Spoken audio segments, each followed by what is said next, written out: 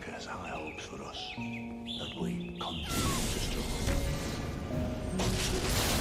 I know in my bones a tarnished cannot become a lord. Not even you. A man cannot kill a god.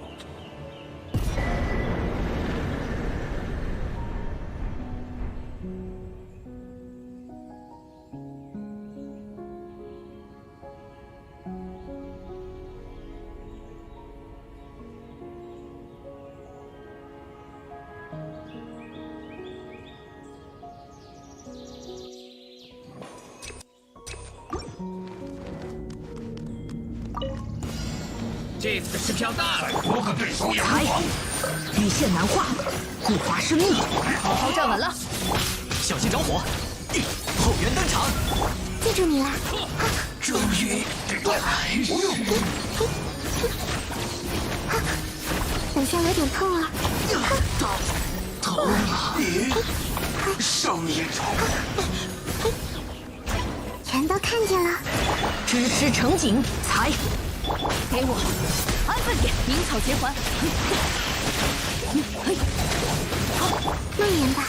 哼呀，来我家做客吧。哼，等下有点痛啊。解厄。断。彩雨流红。固执之火。呀，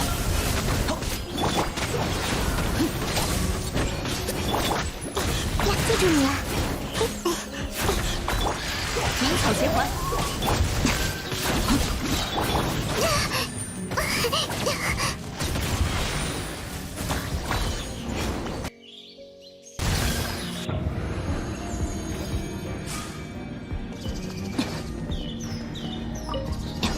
炮影看破。风动鱼形，往返自然。此刻，寂灭之时。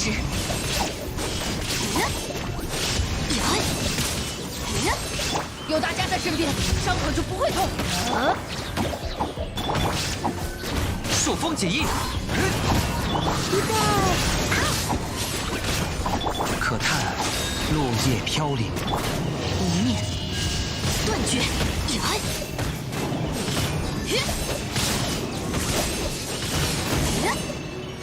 微光无声。好，我来保护大家。往返自然。不怕不怕。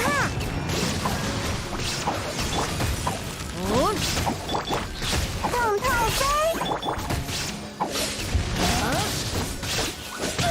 报告，最近绷带在涨价呀，有大家在身边，伤口就……风共鱼形，朔风解印。无处遁逃。此刻，寂灭之时。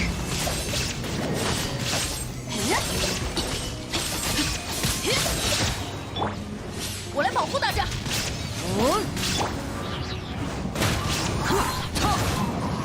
云影，夜明。不要乱动哦。一念断绝。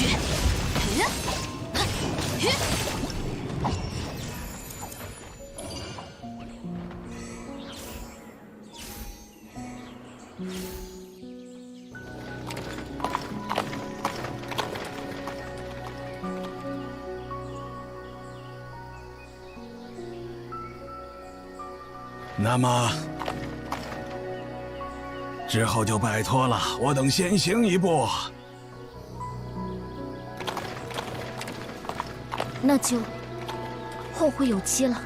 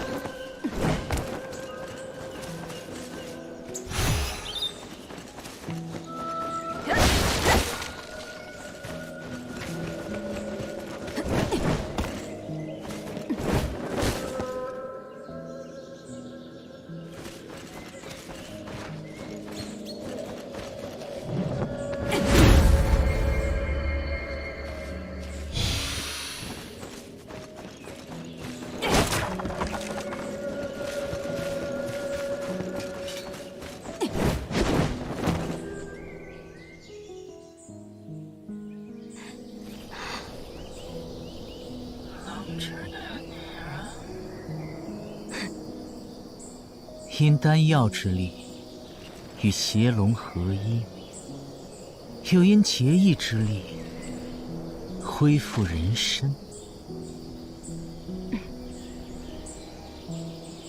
反复转换之下，产生了预想不到的结果。如今龙之丹田终于落入老夫之手，这还真多亏了你呀！作为谢礼，老夫要你死在神之地。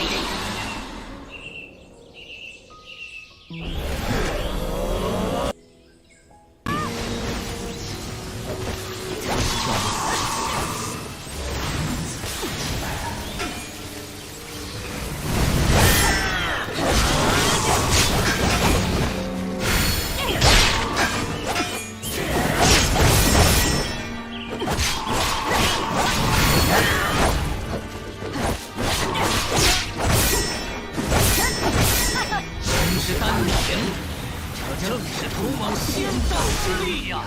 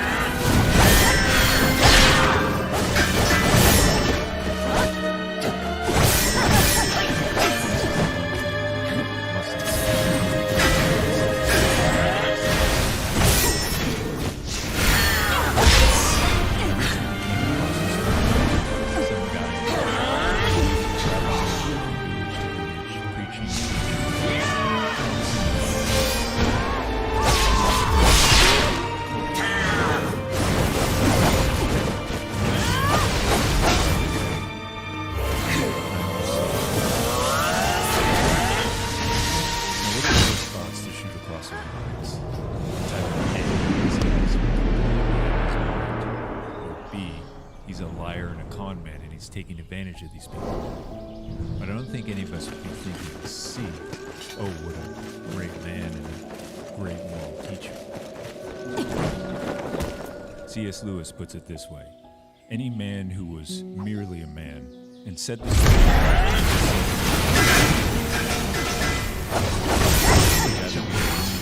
on the level of a man who thinks he's a culture.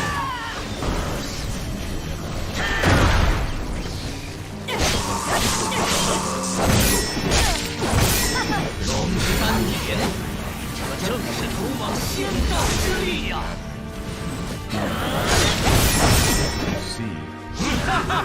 看呐，老夫巨大的力量！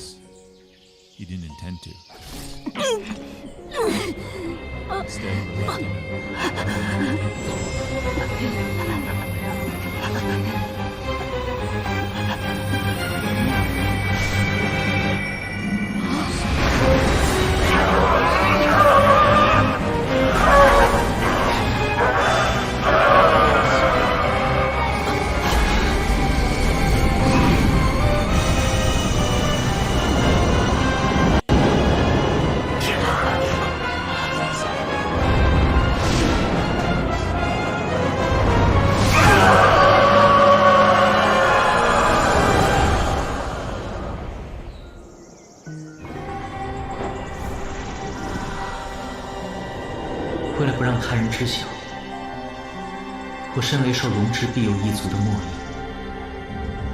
我蒙上双眼，以封印着因气之紊乱而觉醒之力。虞姬一度企图利用我的躯体炼制真丹，正因有您的潜力支撑着我一路坚持下去，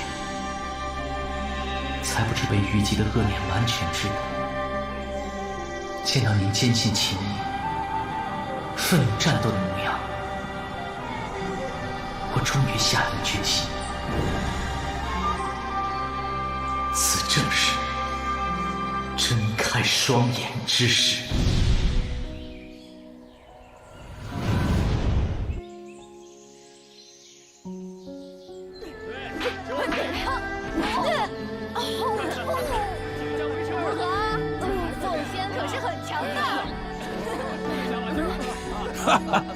为师都能想到他欣喜的样子了。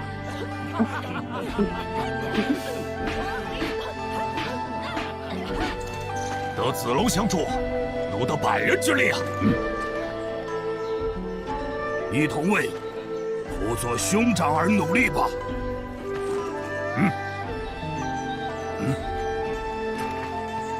我等在此对天发誓，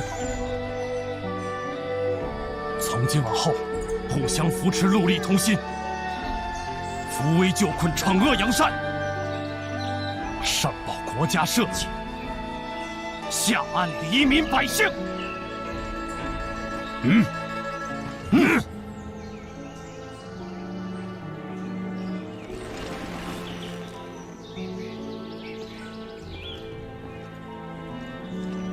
方位正北，放箭。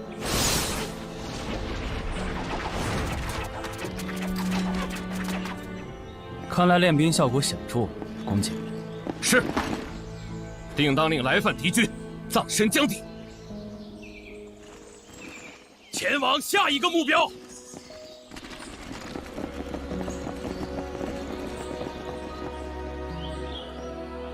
父亲，兄长，还请你们庇佑孙氏的未来。终于要南征了，天下太平指日可待。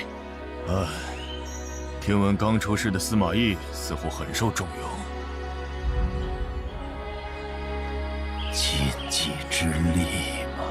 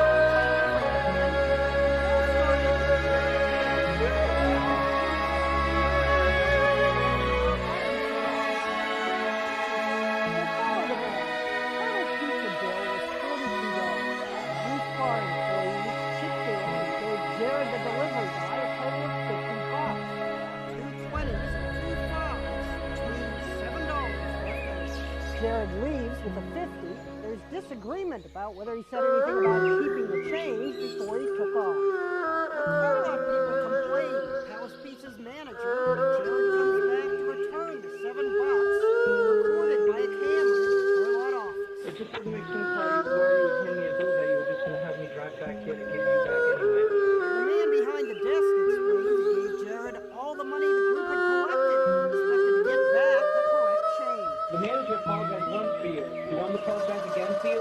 Just here, you got your $7 back, so the world is right now. No, it wasn't. Hey, I'll see you.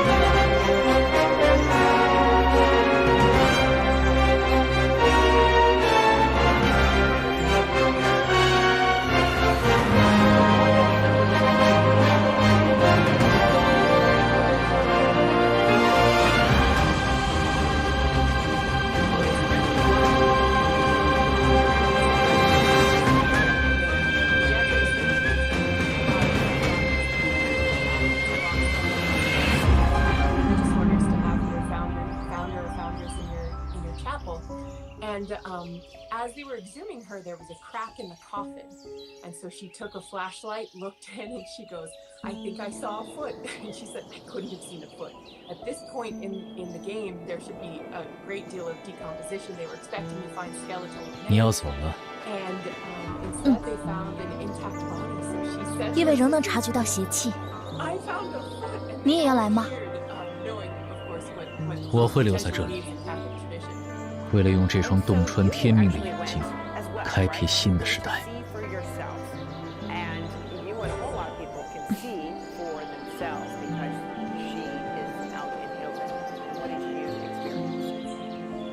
It was remarkable, the level of detail, even the branding of her sock was still visible. The veil of her outfit was made of the same material as the interior lining of the coffin, and that had decayed while the veil had not. There was no smell of putrid or decay or anything of this. It was just simply looked as though she had been dead for a day. It was pretty remarkable. And so what they understand, you know... 放箭！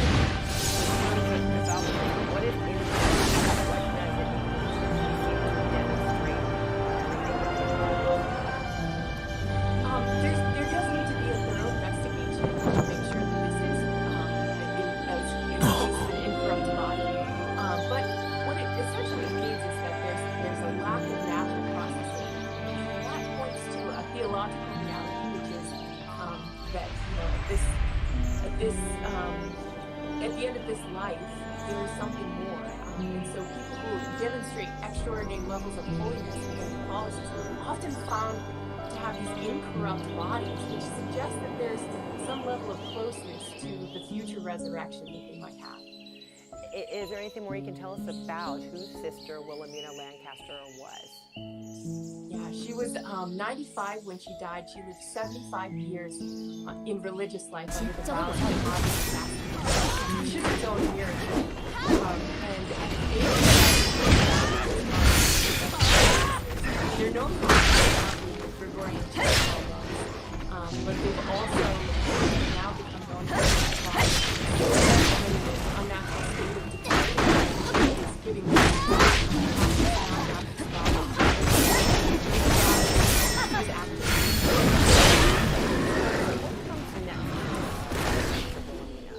what would the process look like to determine if she, in fact, is an what does it take to ultimately? Well, first on the level of demonstrate holiness in her life, although so in order for her to stand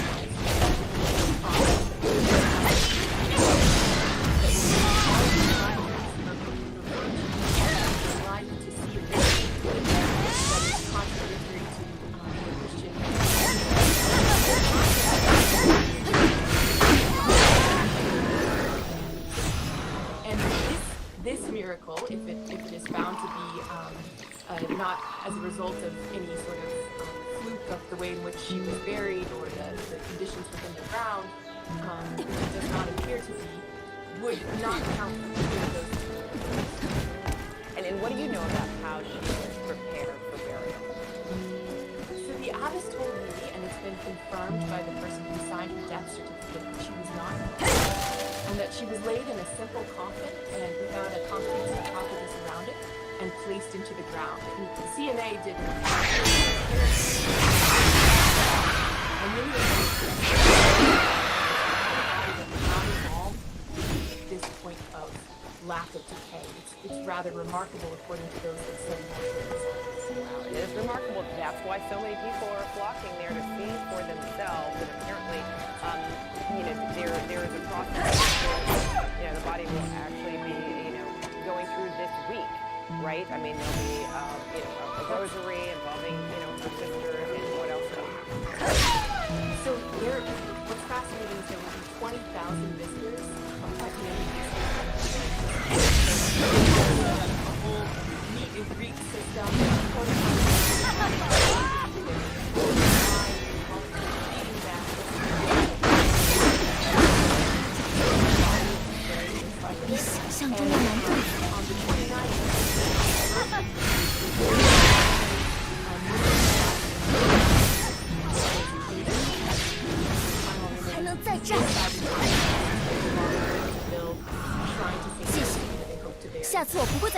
incredible. And then potentially other things could happen in the next year. The 6th year after P1's death, potentially the process of canonization if it comes to that. So, wow, That's what a right. journey. Mm.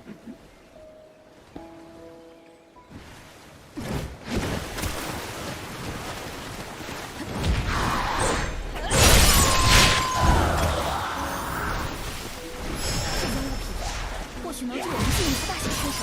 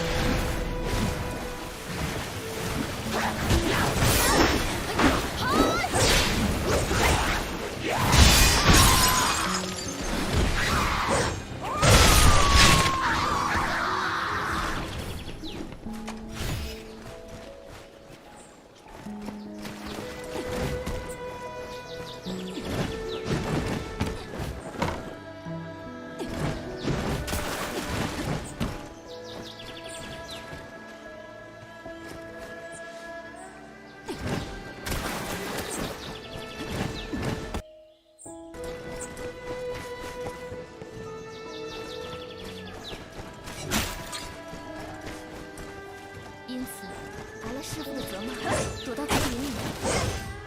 每当这时，师长都会来接我。抱歉，没什么，我们走吧。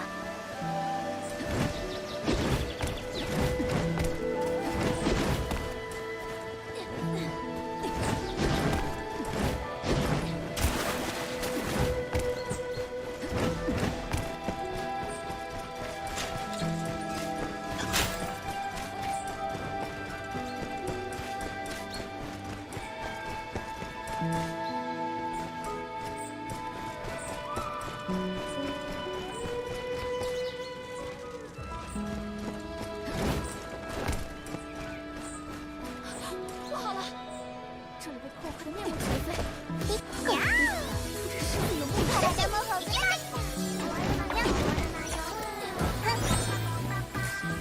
荷物です。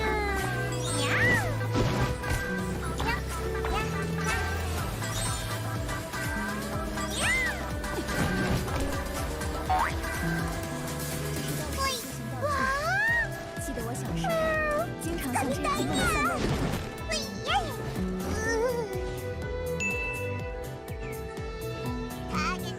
どうぞお受け取りください。にゃー。高脚后。姿を見せよ。お失礼。風よ。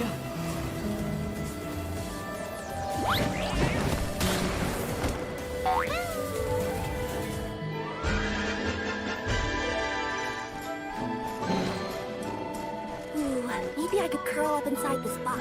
Looks kind of cozy in here. Nap time. 亲一下后面，影子那时很相似，千万要小心。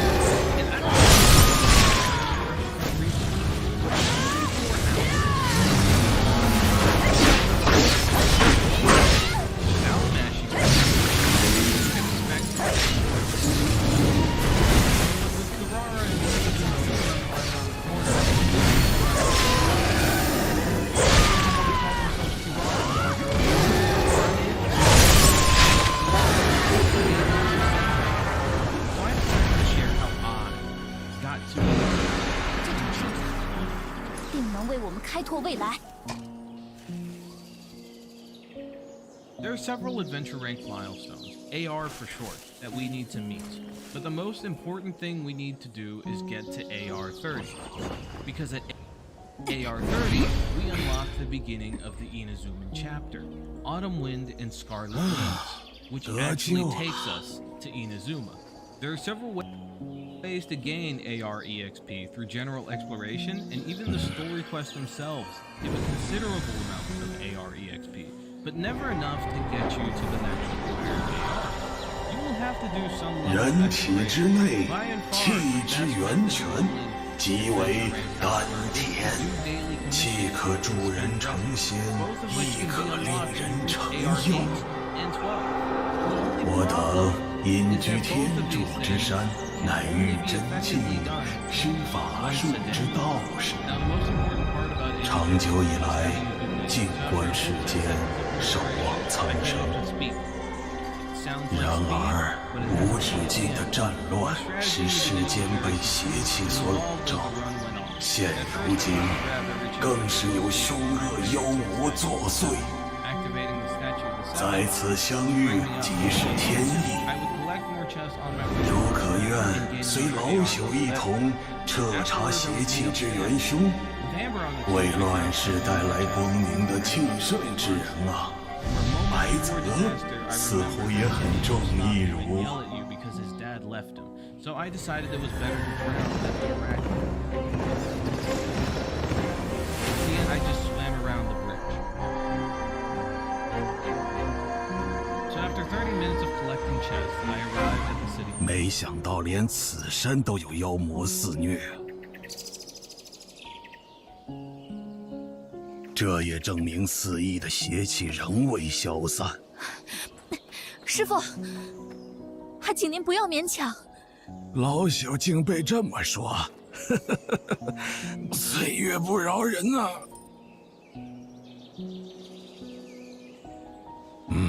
原因已昭然若揭，我等返回吧。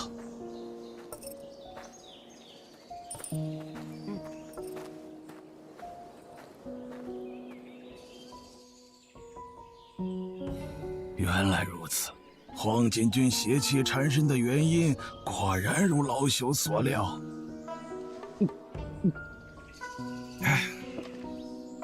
有头绪了。老朽记得，应该在此附近。有了，是此物。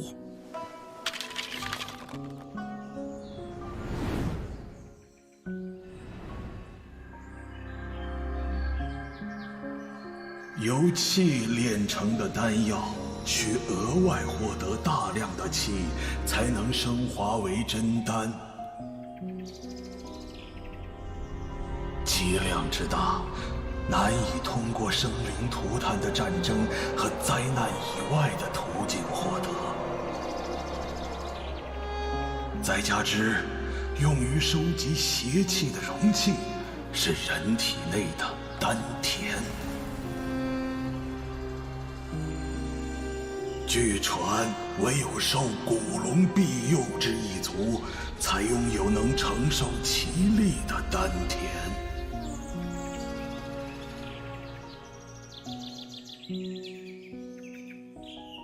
这所谓的真丹，恐怕与此次骚动脱不了干系。师傅，关于玉龙道士，您可有头绪？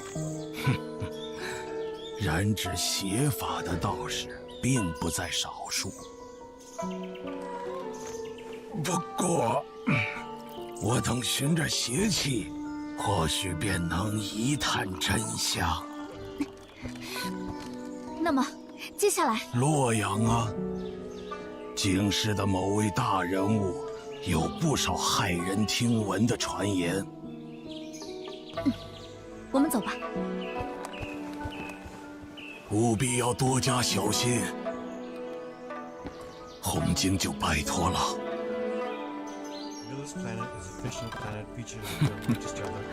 他莽撞的性格，真是与那家伙如出一辙呀。The first biologist and astronaut who landed on the planet and activated the thumbs up beacon before realizing the planet's hostility. Although it physically appears as a big it is a nightmare world with interesting characteristics and mutations. Some key details about this planet. Number one is time dilation. One of the most important characteristics of this planet is its proximity to the black hole, which causes through here and straight on to Reactor 5. This is why you make it sound so simple. Only because it is. That there's the reactor support pillar. So what's the plan? After plan E comes F, G, and then H. Thought E was the last. This here is section F. We cut through section G and head for H. A cargo platform in H will get us closer to the reactor. Biggs should be somewhere over there. Looks like the sun's going down on Midgar. Right. Double time. We got a date with the reactor.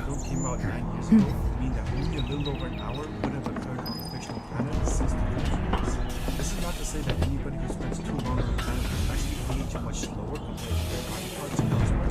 They would not actually feel the effects of aging slower. Time spent on Earth's planet feels the same. Nothing but air below us. Shut up and move. Just don't look down, okay? Easy for you to say.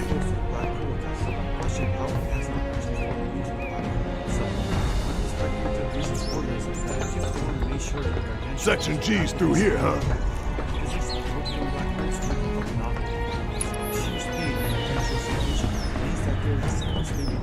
This ought to open it. Gravity and the centrifugal force created by the spinning black hole actually balances out. No good?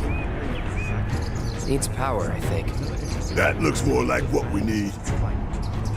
Control room. Let's check it out. You might ask, how can a black hole emit light? I mean, it's literally called a black hole. This is because Gargantua's accretion disk. Maybe no one uses that entrance. I'm getting the feeling no one's come down here for a long time. No plate inspectors, huh?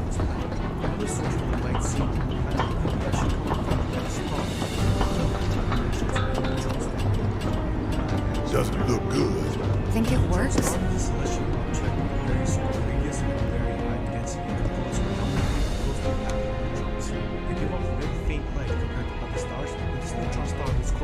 Error. Insufficient power. Of course. Hey guys, look at this. Instructions for dealing with a power shortage. Kill the lights, and we free up power for the gate and other stuff. Sun lamps. you think these are the plate suns? The closest thing we have to the real thing. Gotta put out a sun just to open a gate, huh? But if we go through with it, the grounders in Sector 4 will suffer. An hour later, sun's going out for good when we blow the reactor. That's true. Let's go. All these lamps. You'd think they'd be able to balance the load by now. Maybe. If the maintenance guys or whoever weren't playing hooky. The lamps are important, but when you think how much Mako it must take to keep them running.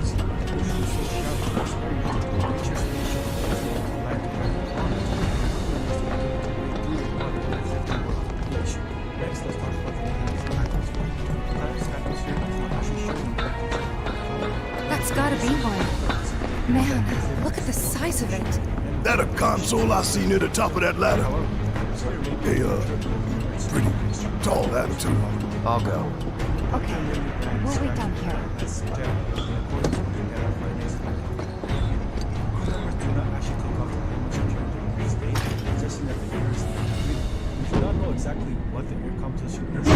Emergency power supply confirmed. Disengaging locking mechanisms. Okay, that's that. Great job, Cloud.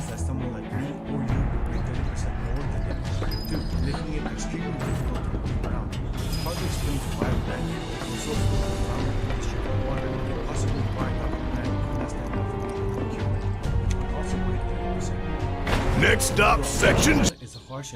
Yep, and after that, Reactor 5. Not again. Great. I'm sure those things will welcome us just as warmly as before. So, tell you what, the rot runs deep in this damn pizza.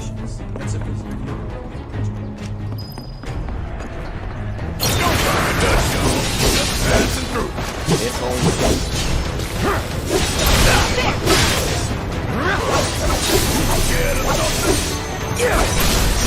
Let's finish this. Brace yourself.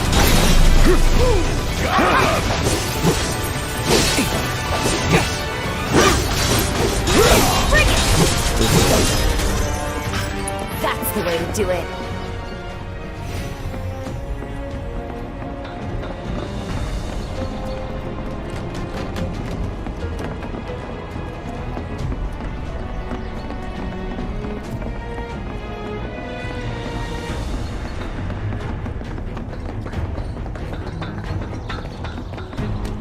They busted?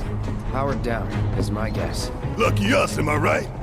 One less thing for us to worry about.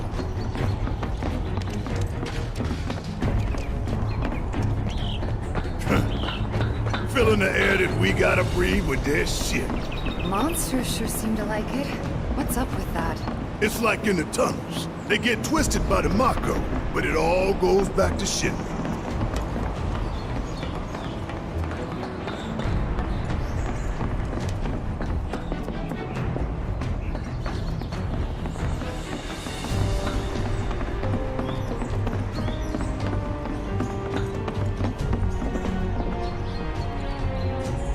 Time dilation, the fifth dimension, gravity's ability to transcend time and space. Yep, if you watched Christopher Nolan's sci-fi epic Interstellar and ended up with more questions than answers, you are not alone. Here are the most confusing moments of Interstellar explained. I'll take it from here. Open it at the end!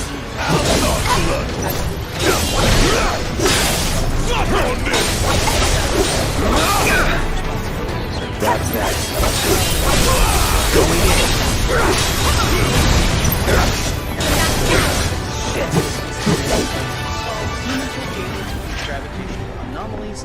You know the best way to not get lost is to believe that you're not. The snag in the plan is that the data from inside a black hole Isn't that from one of Marlene's books? No one has ever seen one of her favorites. Loves it when I read it to her before bedtime.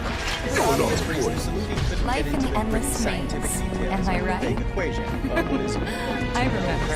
Anomalies are crucial to the solution, and a black hole is the biggest anomaly of all. When Coop goes inside the black hole Gargantua at the end of Interstellar and transmits that data to Murph, she is finally able to solve the equation and save humanity. The opening 30 minutes of Interstellar are confusing on the first watch through, and perhaps even after a repeat viewing. During that first act, you might be left wondering what this whole ghost story has to do with space travel. Let's take a moment to get our bearings. Race. Well, as it turns out, everything. By the end of the movie, you will learn that Cooper is the ghost, or gravitational anomaly, trying to communicate with Murph through time. We're still in G, right? Yeah, and to reach Mako Reactor 5, we need to go through Section H. Okay. We see the mirror image of an Unfortunately, I didn't spot a connecting catwalk to Section H. Did you? Here we learn Well, that it is we could always do another lap. Go for 10, why don't you? At this The point in only other story, route Coop that I can regrets think of ever would be... leaving and tries to change the past, although it cannot be done. Coop can travel through the dimension of time, though, and he uses Along the the bookshelf wall. to communicate the solution to Professor Up for Grant's giving it a formula when try? she visits It the might house not in work the out, but present it's the time. only idea I've got. Perhaps the single most confusing bad moment one. of Interstellar So is we're the shooting for those giant fans way over there? Okay, at least we've got a clear landmark to guide us. But it stays in the house for years. When Cooper goes into Gargantua, Those ventilation fans? Keeping the plate's air clean by pushing the smog into the slum. Whole systems designed to make shit go downhill fast.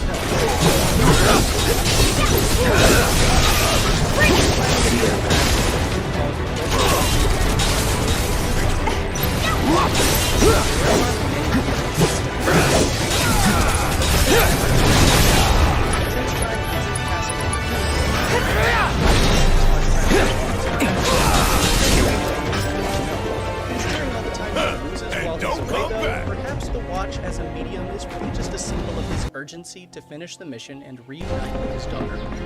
Back in 2014, it wasn't advertised that Matt Damon would make an appearance in Interstellar, so when he showed up on an icy planet as the stranded scientist Dr. Mann, Nolan fans were shocked by the surprise. But as Cooper and fans spend more time together, Cooper starts to realize that Mann is more than a little shady. As it turns out, Mann is Hey, look! I think we can climb onto that pipe. Sure seems that way. He told the truth, he would have been left to die. Instead, he lies and waits in cryosleep until a assassin inevitably shows up to respond to his signal. Mann's plan is then to hijack the ship when whoever comes for him is stranded. A selfish act of self-preservation very likely depended in Mann in eternal cryosleep. So why wasn't that the point? In Interstellar, Mann represents the human drive to stay alive. Hey guys, you know, these fans are really loud and... You chickening out? Hell no! I'm just worried that your pony ass is gonna get blown off the side and shit. Enough! We gotta keep moving! Okay then. Has a major flaw. Follow me. It's a risk he's willing to take since the alternative is freezing to death. No worse than a windy day, huh? One with a tornado warning, maybe? Don't look at the fan! Whatever you do! Right! While riding in the car, Bert jumps out of the truck and proceeds to fight her brother Thomas fire. At this point in the timeline, those crops are vital to the survival of not just her family, but the entire remainder of the human race. So why such an extreme action from a character who genuinely loves her brother? This weird, out-of-character moment makes more sense when you realize Bert is merely fond of using this scorched earth measure as a desperate distraction. She needs to go back inside the house and finish what she started as a child. From an earlier scene, we already know that Tommy no longer listens to her, so she needs to do something extreme to distract him while she tries to find the solution to her equation. Luckily, she does manage to figure out how to save the planet in that 15-minute window she's created. Think that took a couple years off my life. Not really. Couple seconds, maybe. 3 tops. A major twist in the second half of Interstellar is that the elder Dr. Brand, who sends his own granddaughter on the mission, knows Section H is just up ahead.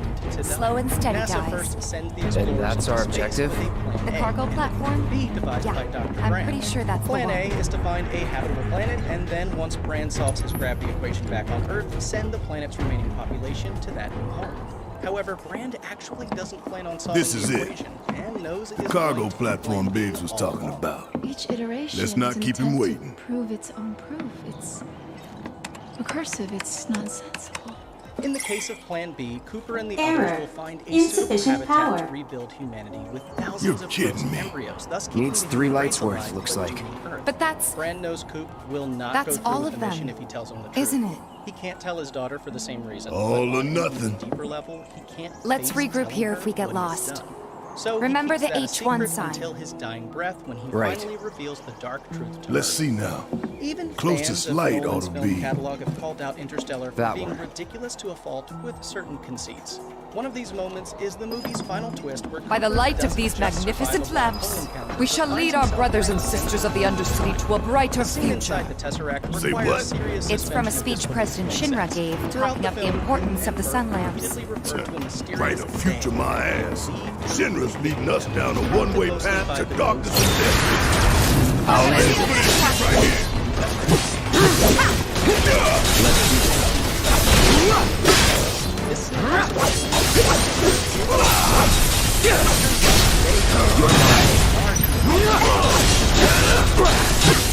Get ready. In the paradox, generation creates the Tesseract as Cooper to navigate 5 dimensions, thus saving themselves from the past and ensuring their own Look, existence. there's the The switch. monologue Let's flip it and go. in the movie is a controversial subject, to say the least. It gets a lot of hate, but defenders will rally in droves to tell you it's one of the most important parts of the movie. And they are right. You need to take it seriously. In the infamous speech, Brand explains that love is the only thing that transcends Rerouting 5 power. dimensions. Please He argues wait. that love is something that exists and is quantifiable. That's one down. Ends up. Only 2 more lights to go. The only way he is able to contact her through the bookshelf in Gargantua is Reinitializing intrusion prevention system. Intrusion prevention? Back online because of us. No need to fret, y'all. A few rusty mechs ain't gonna keep us from reaching the reactor. Interstellar has what many would consider a happy ending. Luke makes it back to Earth in time to see his daughter one last time. She can die Intruders detected. Engaging countermeasures. Mid-range turret. Is that it makes it too late to spend any significant amount of time with his daughter. Hey, Cloud! Hang back while I deal with these pests!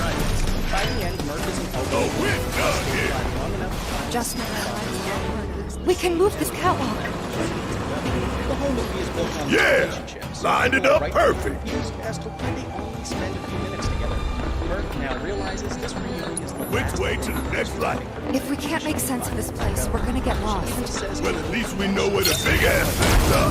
Now you Don't walk let away it from we this. can't break. You asked for it. more than just 5 Check out this shit, bring it home! I got this.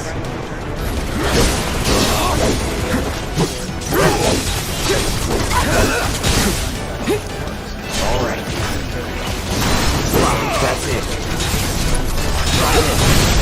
You're done.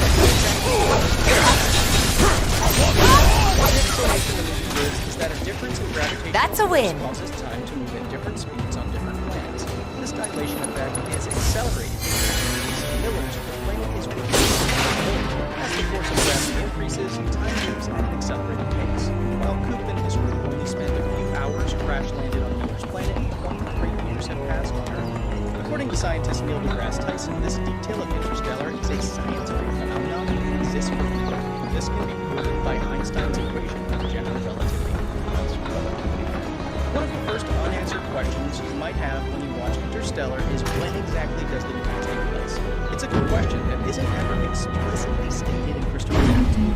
However, you can piece a relatively precise estimate together based on a conversation. And that makes 2 lights down. In one of Meaning the first we've scenes, only we got see one Coop left. attending a The baseball end's in game sight, with his y'all. family. In an Should be able to climb down from family, here. Coop's father-in-law says, My day we had real ball players. This'll hold, right? Got the Sector 4 slums down there?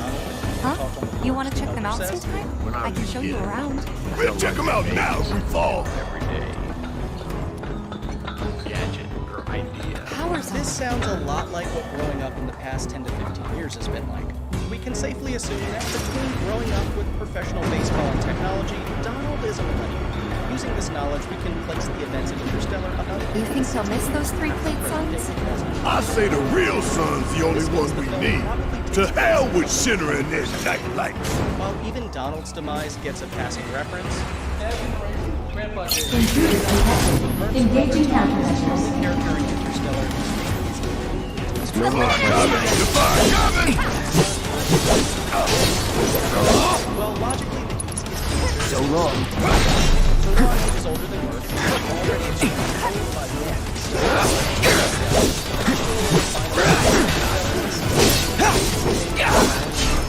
See ya. That's that.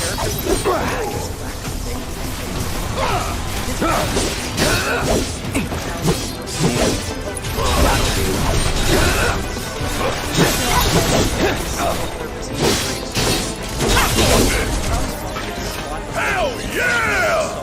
Maybe dial it back a little? It does, and afterward, there really isn't any narrative to reappear. One of the more confusing world-building elements is the current state of the film. It's never explained quite why NASA folded, though it seems that the general populace in Interstellar lost faith in the We're right back where we started. Basically, where was that last light on the film is that NASA is no longer seen as necessary. People are starving. This aspect of the movie is explained thoroughly in the 2008 original script that Christopher Nolan's brother Jonathan wrote down for Steven Spielberg. Almost done. It's a shame we had to wander around so much. Well, no stamps here to guide us. No Jesse or Wedge to back us up either. Yeah. Speaking of which, what should we tell Biggs? I don't want him to worry. It is explained that 30 years before the film's events, NASA folded as a result of light that nearly destroyed all of it. If there's no viable path, we'll just have to make one.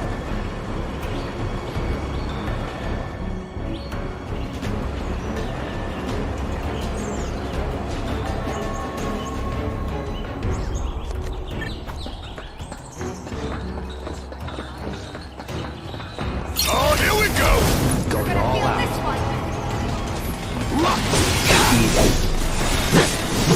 Here we go.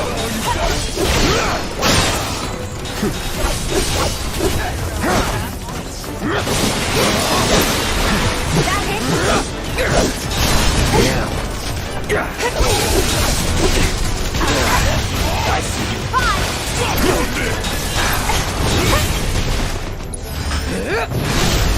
Let's do this. That's the way to do it.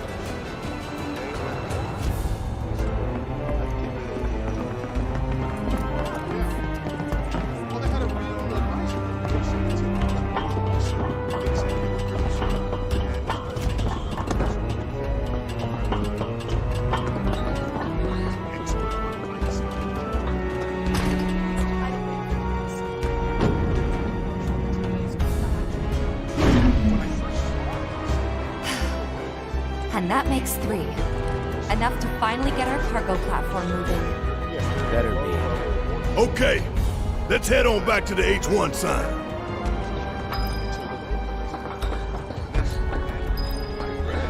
I hope that Jessie's injury isn't anything serious. The best thing you can do to speed her recovery is to kick Shinra ass in her stead. I know. And Cloud's got a cover for Wedge, too.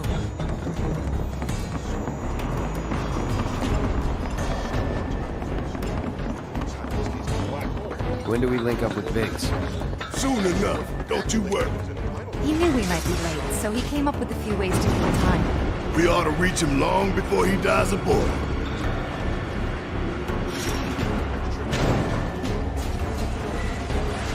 And we're back at the cargo platform. Get ready, Mako Reactor 5. We're coming.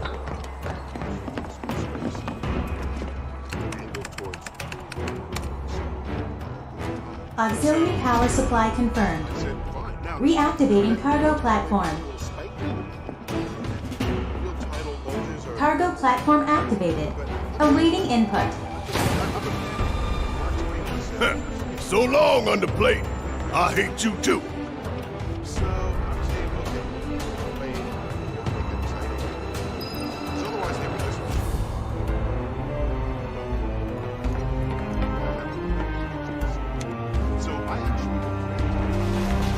Wonder what the reactor's like. Dark, dismal, slaughterhouse where they butcher the planet. Then there's the smell. The Mako. Be ready for it. Right. Hear that, guys? It's the reactor calling. Beckoning us saying, bring it on, Avalanche.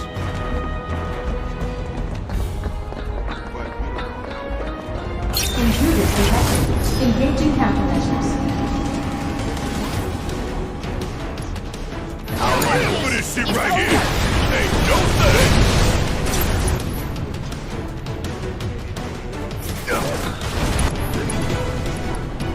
Don't it, asshole. You got this. Hang back.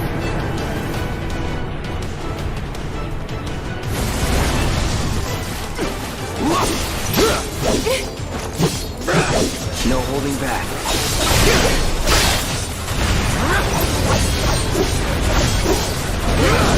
Too easy. Ain't dead yet.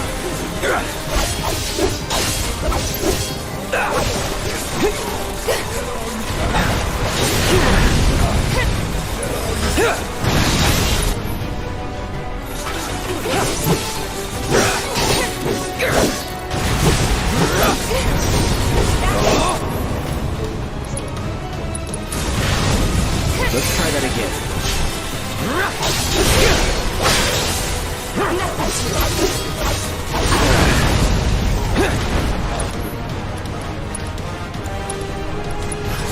Try me.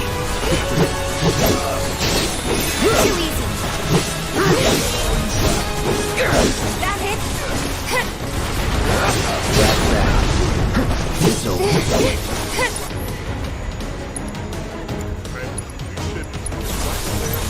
Need help?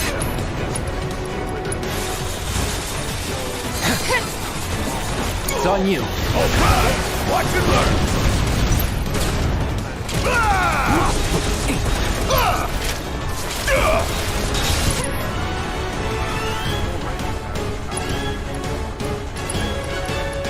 If you don't mind, Buckley, give him hell. Taking over.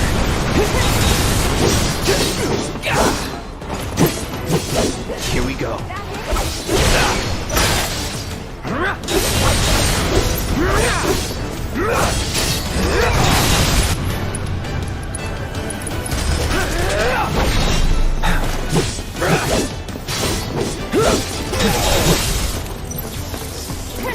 Deal with that. Yeah, I'll do it.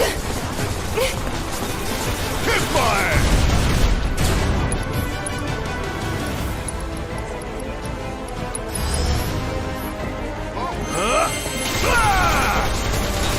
Want some more?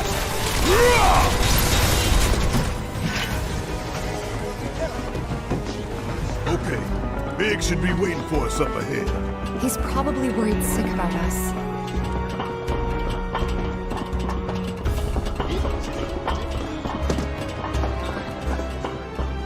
Even after all that fighting, no one's coming for us? No need. This is Shinra City. We probably have cameras everywhere. Why didn't you say something sooner? Way too late to bail now. It's like walking a tightrope. When you're on it, only 2 ways off. Better keep my balance. You'd be good at it. I wonder.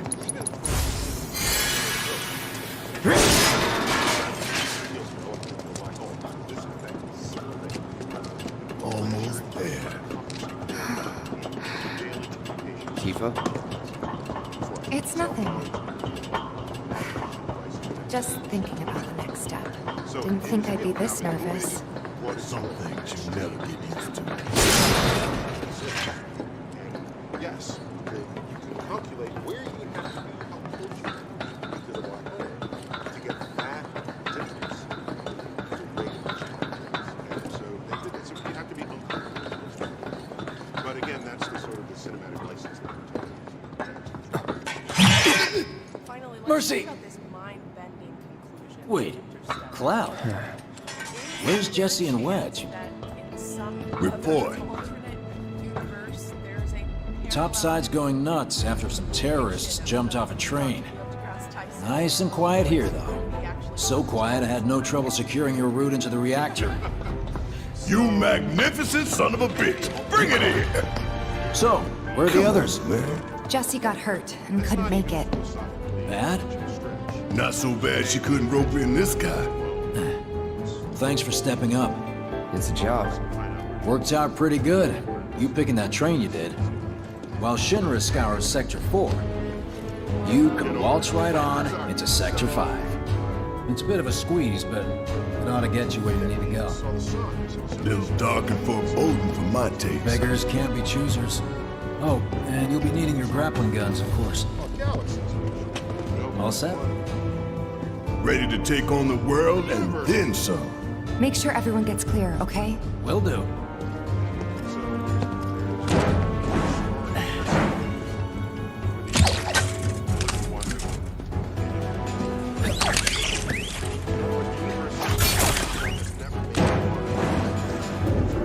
Okay, y'all. Keep these grappling guns close. Secure them to your belt or whatever so you don't lose them. When we're done, we'll be using these babies to get down safe. All of us. Got it.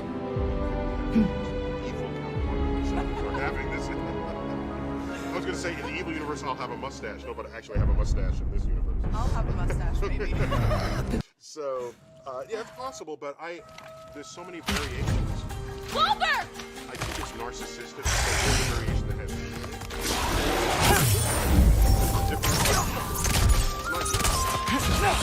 I got your back!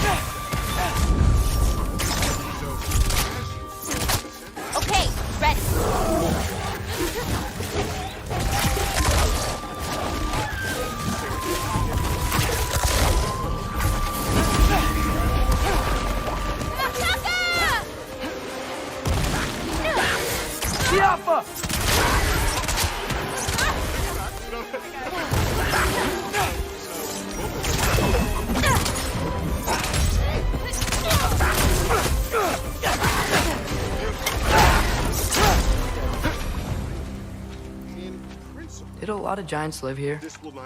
Over time? You want to know about your mother? She lived this entire life before she had me. But I don't know anything about it. Sorry. I don't know anything about her.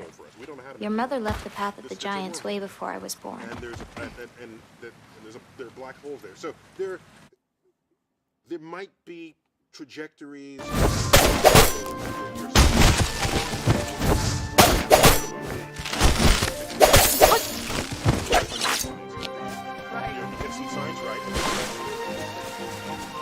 Now the fact that he would jettison from it and land at exactly 万物皆有灵，人间遍布各类妖魔精怪，我很感兴趣。从小就立志为其著书立说。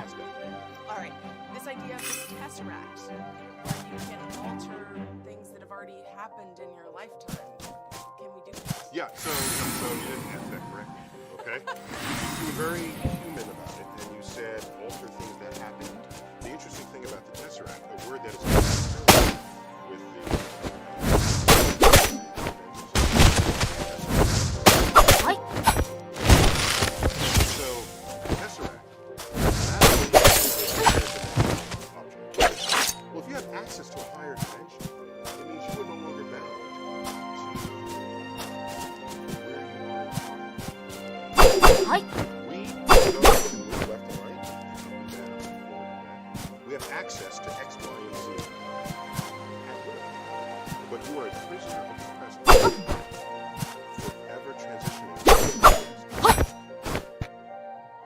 that's the fourth dimension. That's why it's time.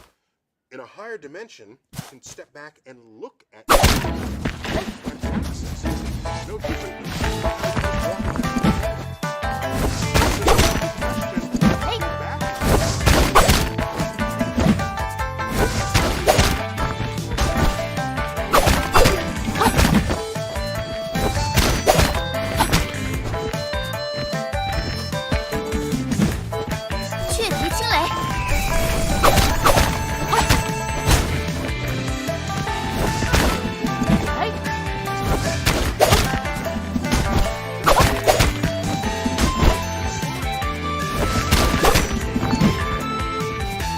气疗术。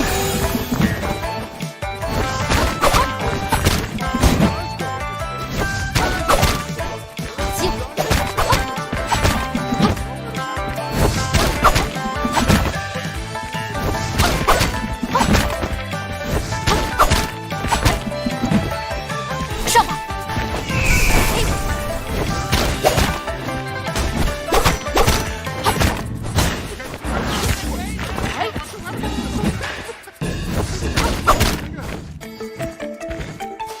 上吧。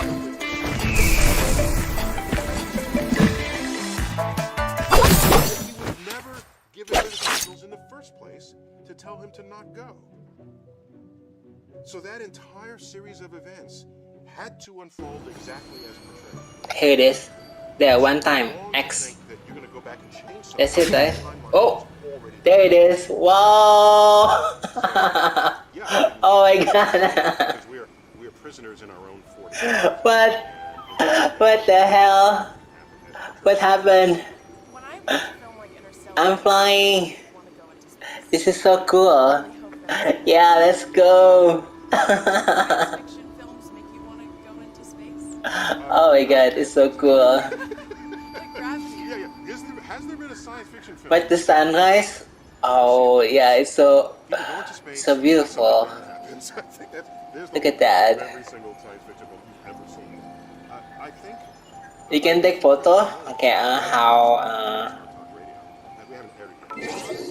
Just a moment. I learned that he was deeply influenced by the film 2001. Okay, let's go from. Yeah, I'm old enough to have seen it like in real time. That's cool. I think I'm a little older than he is.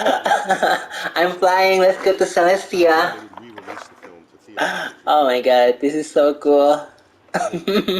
So that was deeply influential to him, and finally, I understand why.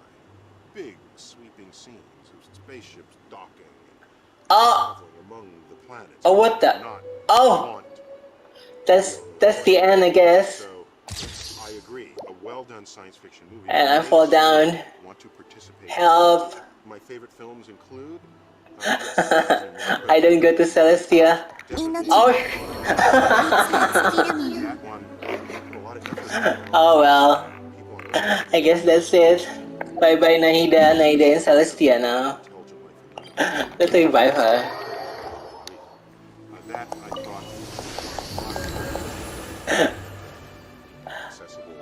Okay, let me save that. Just a moment. That's like sacrificial lamb. You will receive our most sacred body. It begins now. When day breaks, you too will join our covenant to share in my holy blessing forever.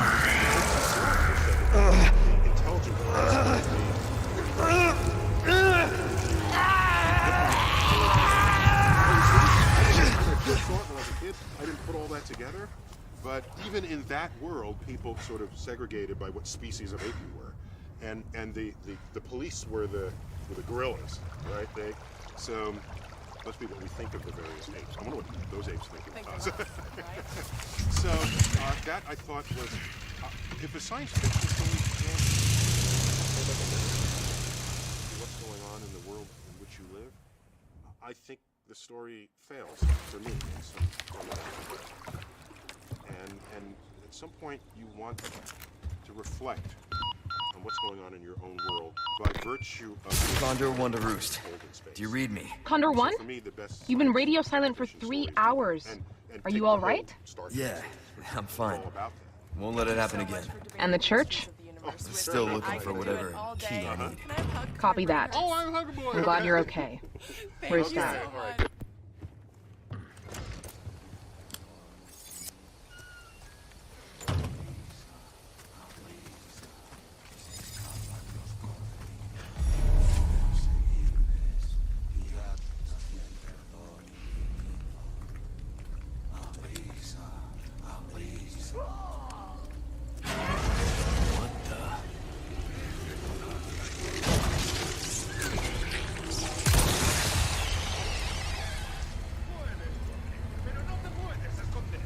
¡Un forastero!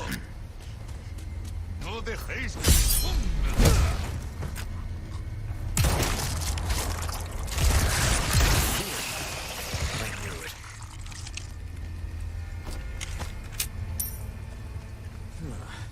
What the fuck?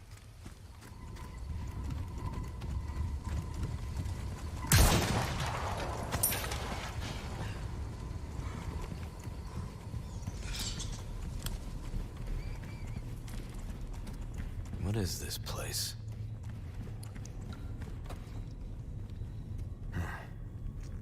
Some kind of shrine. Same mark from the church.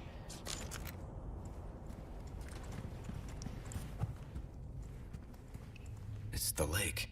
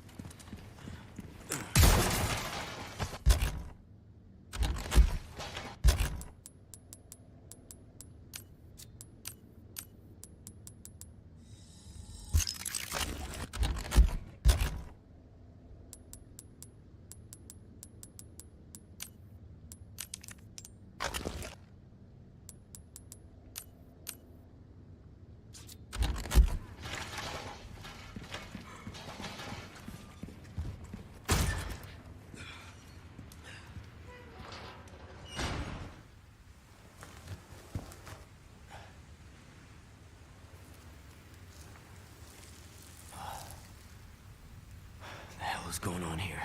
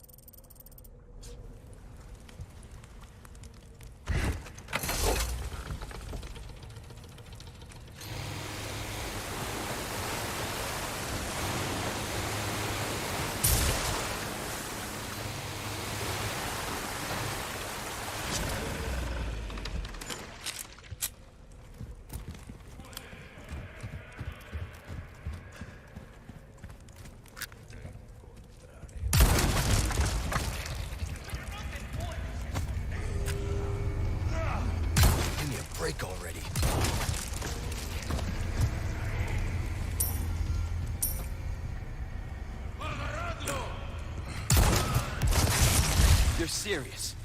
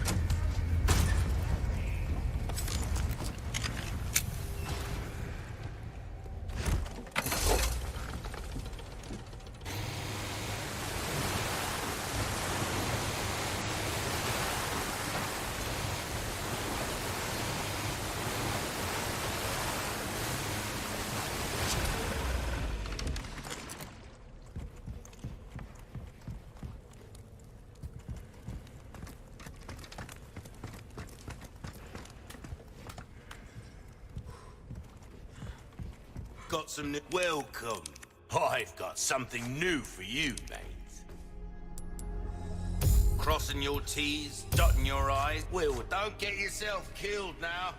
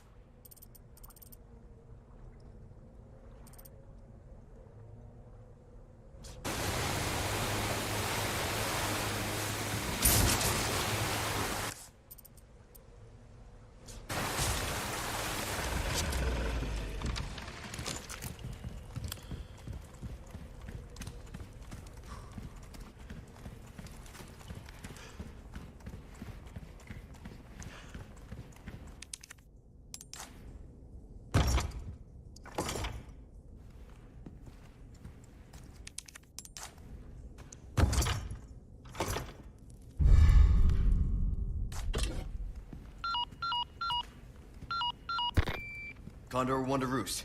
I found the key to the church. Copy that. Now go get Baby Eagle. Right. No time to chat. I'm going in. Condor 1 out.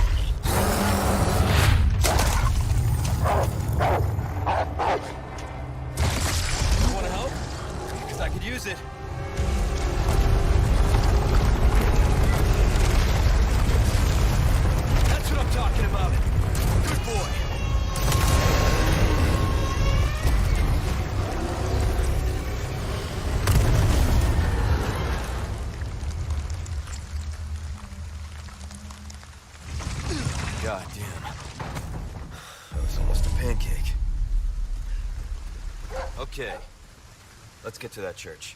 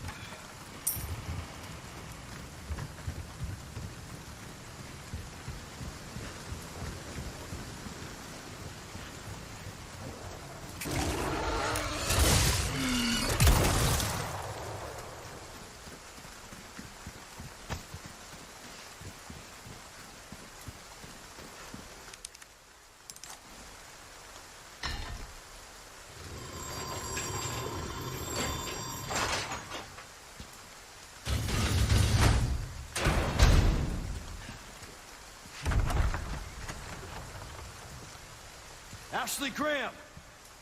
I'm here to help.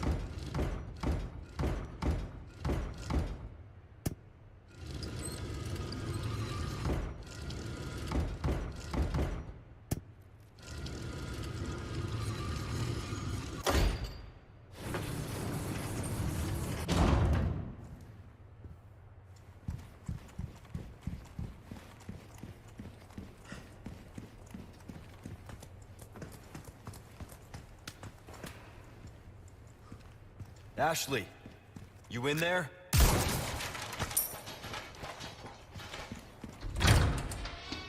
Ashley. Ashley Graham, are you in here? Just let me go. Listen. Easy with that. My name's Leon. I'm hearing the president's orders and... that went well.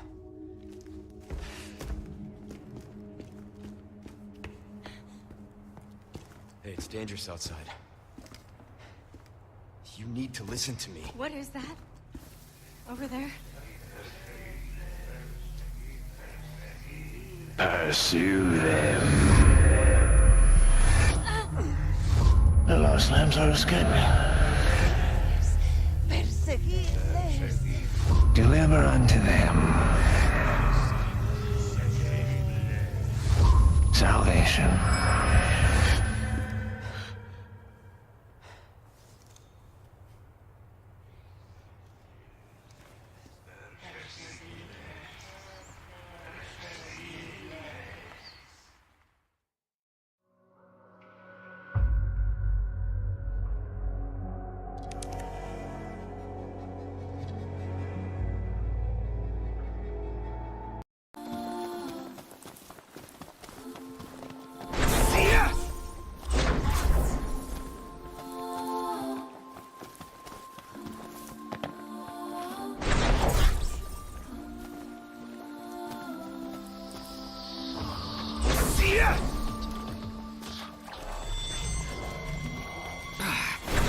Kidding me?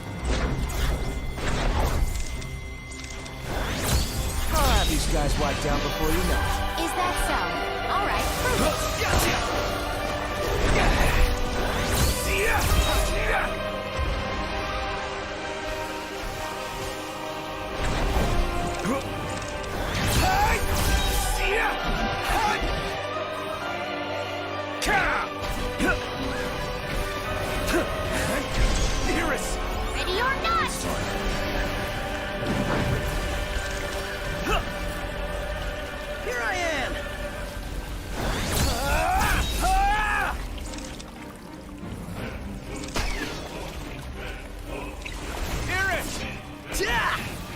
Want some?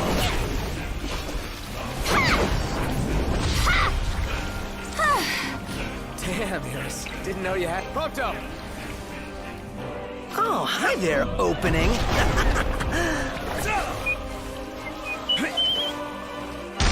Nice one, Proto!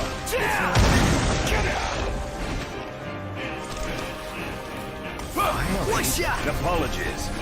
One last push should suffice to finish them off.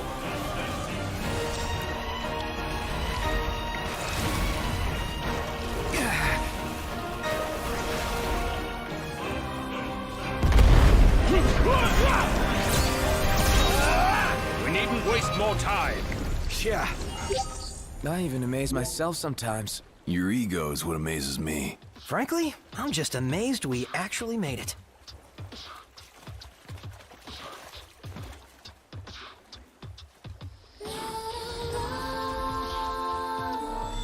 Guys, we got a little problem over here. Cool. Take care of it. Alone? That wasn't part of the deal. Nothing to it.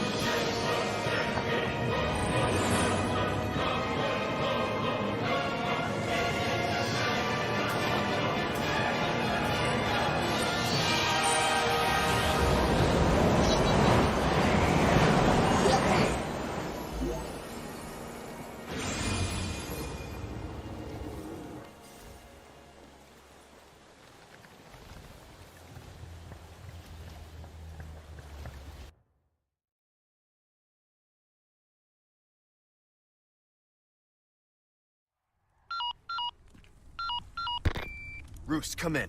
Things went to shit. We took refuge inside a castle, but I've just been separated from Baby Eagle. Say you. Roost, you're breaking up. Do you read me? There one? And Chopper. Damn it. So much for that.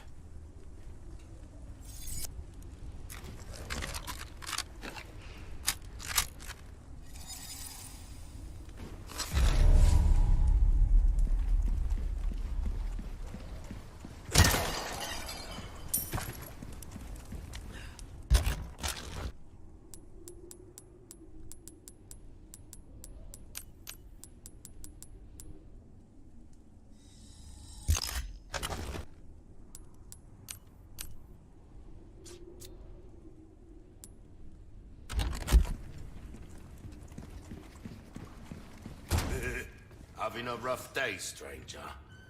Welcome. I've got something new for you, mate.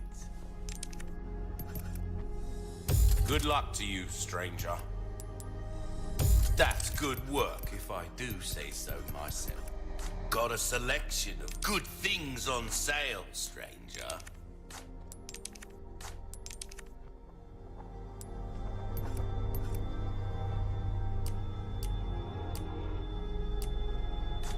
Come back anytime.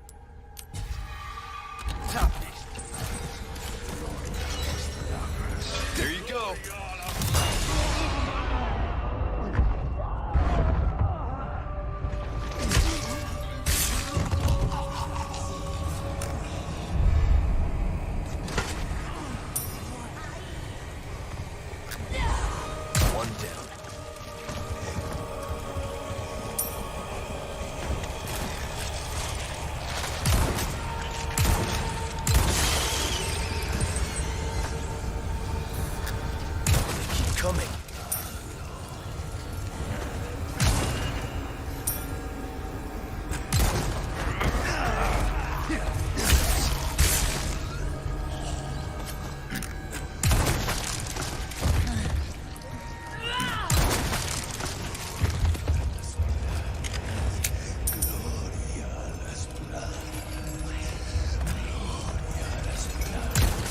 Next.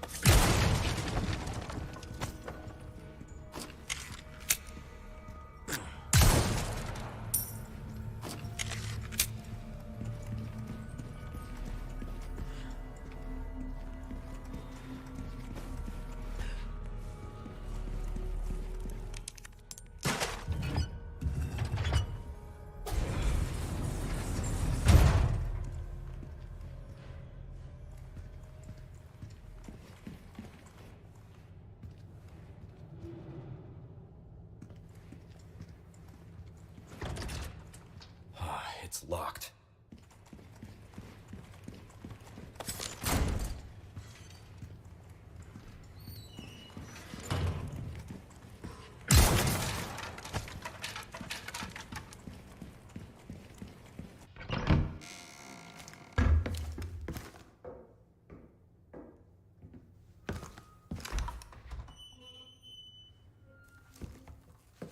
You can stop right there, Leon.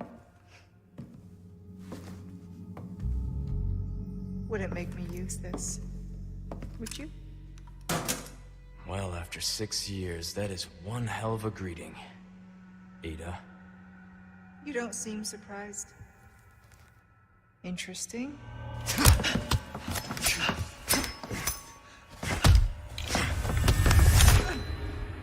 Try using knives next time. Better for close encounters. Not a bad move. Very smooth. So who are you working for this time? Oh, Leon. You know I don't work in town.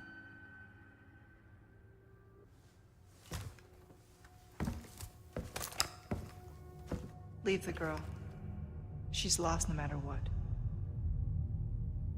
You walk away now, and who knows? Maybe you'll live to meet me again. And then I might get you that greeting you were looking for. You think I'm gonna give up that easy? Right. How about we continue this discussion another time?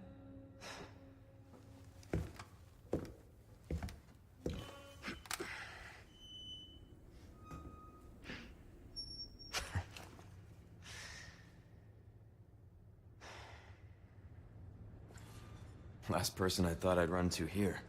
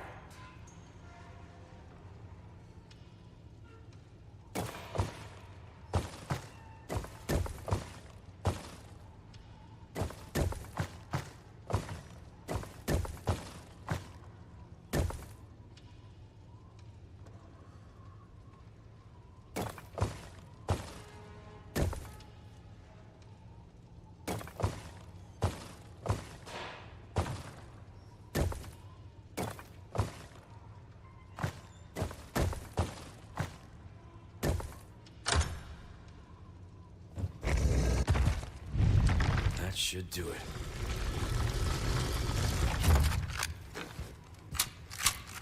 All right. Need to find Ashley.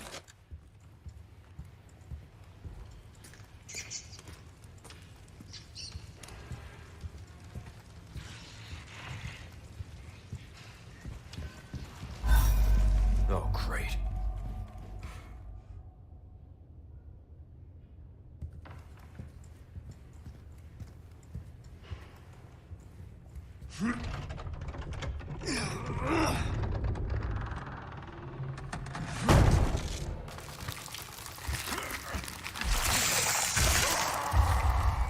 Christ!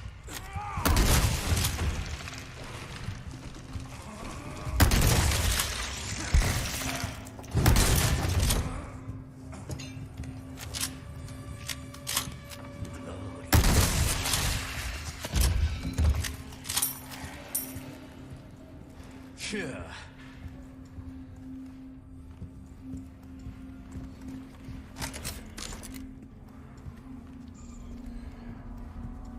Oh, nothing but the finest. Welcome. What can I interest you in? That's good work, if I do say so myself. Better to be over-prepared, am I right?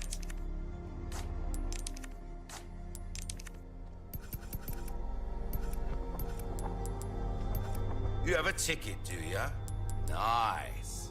Choose a weapon, stranger, and I'll make you pleasant travels.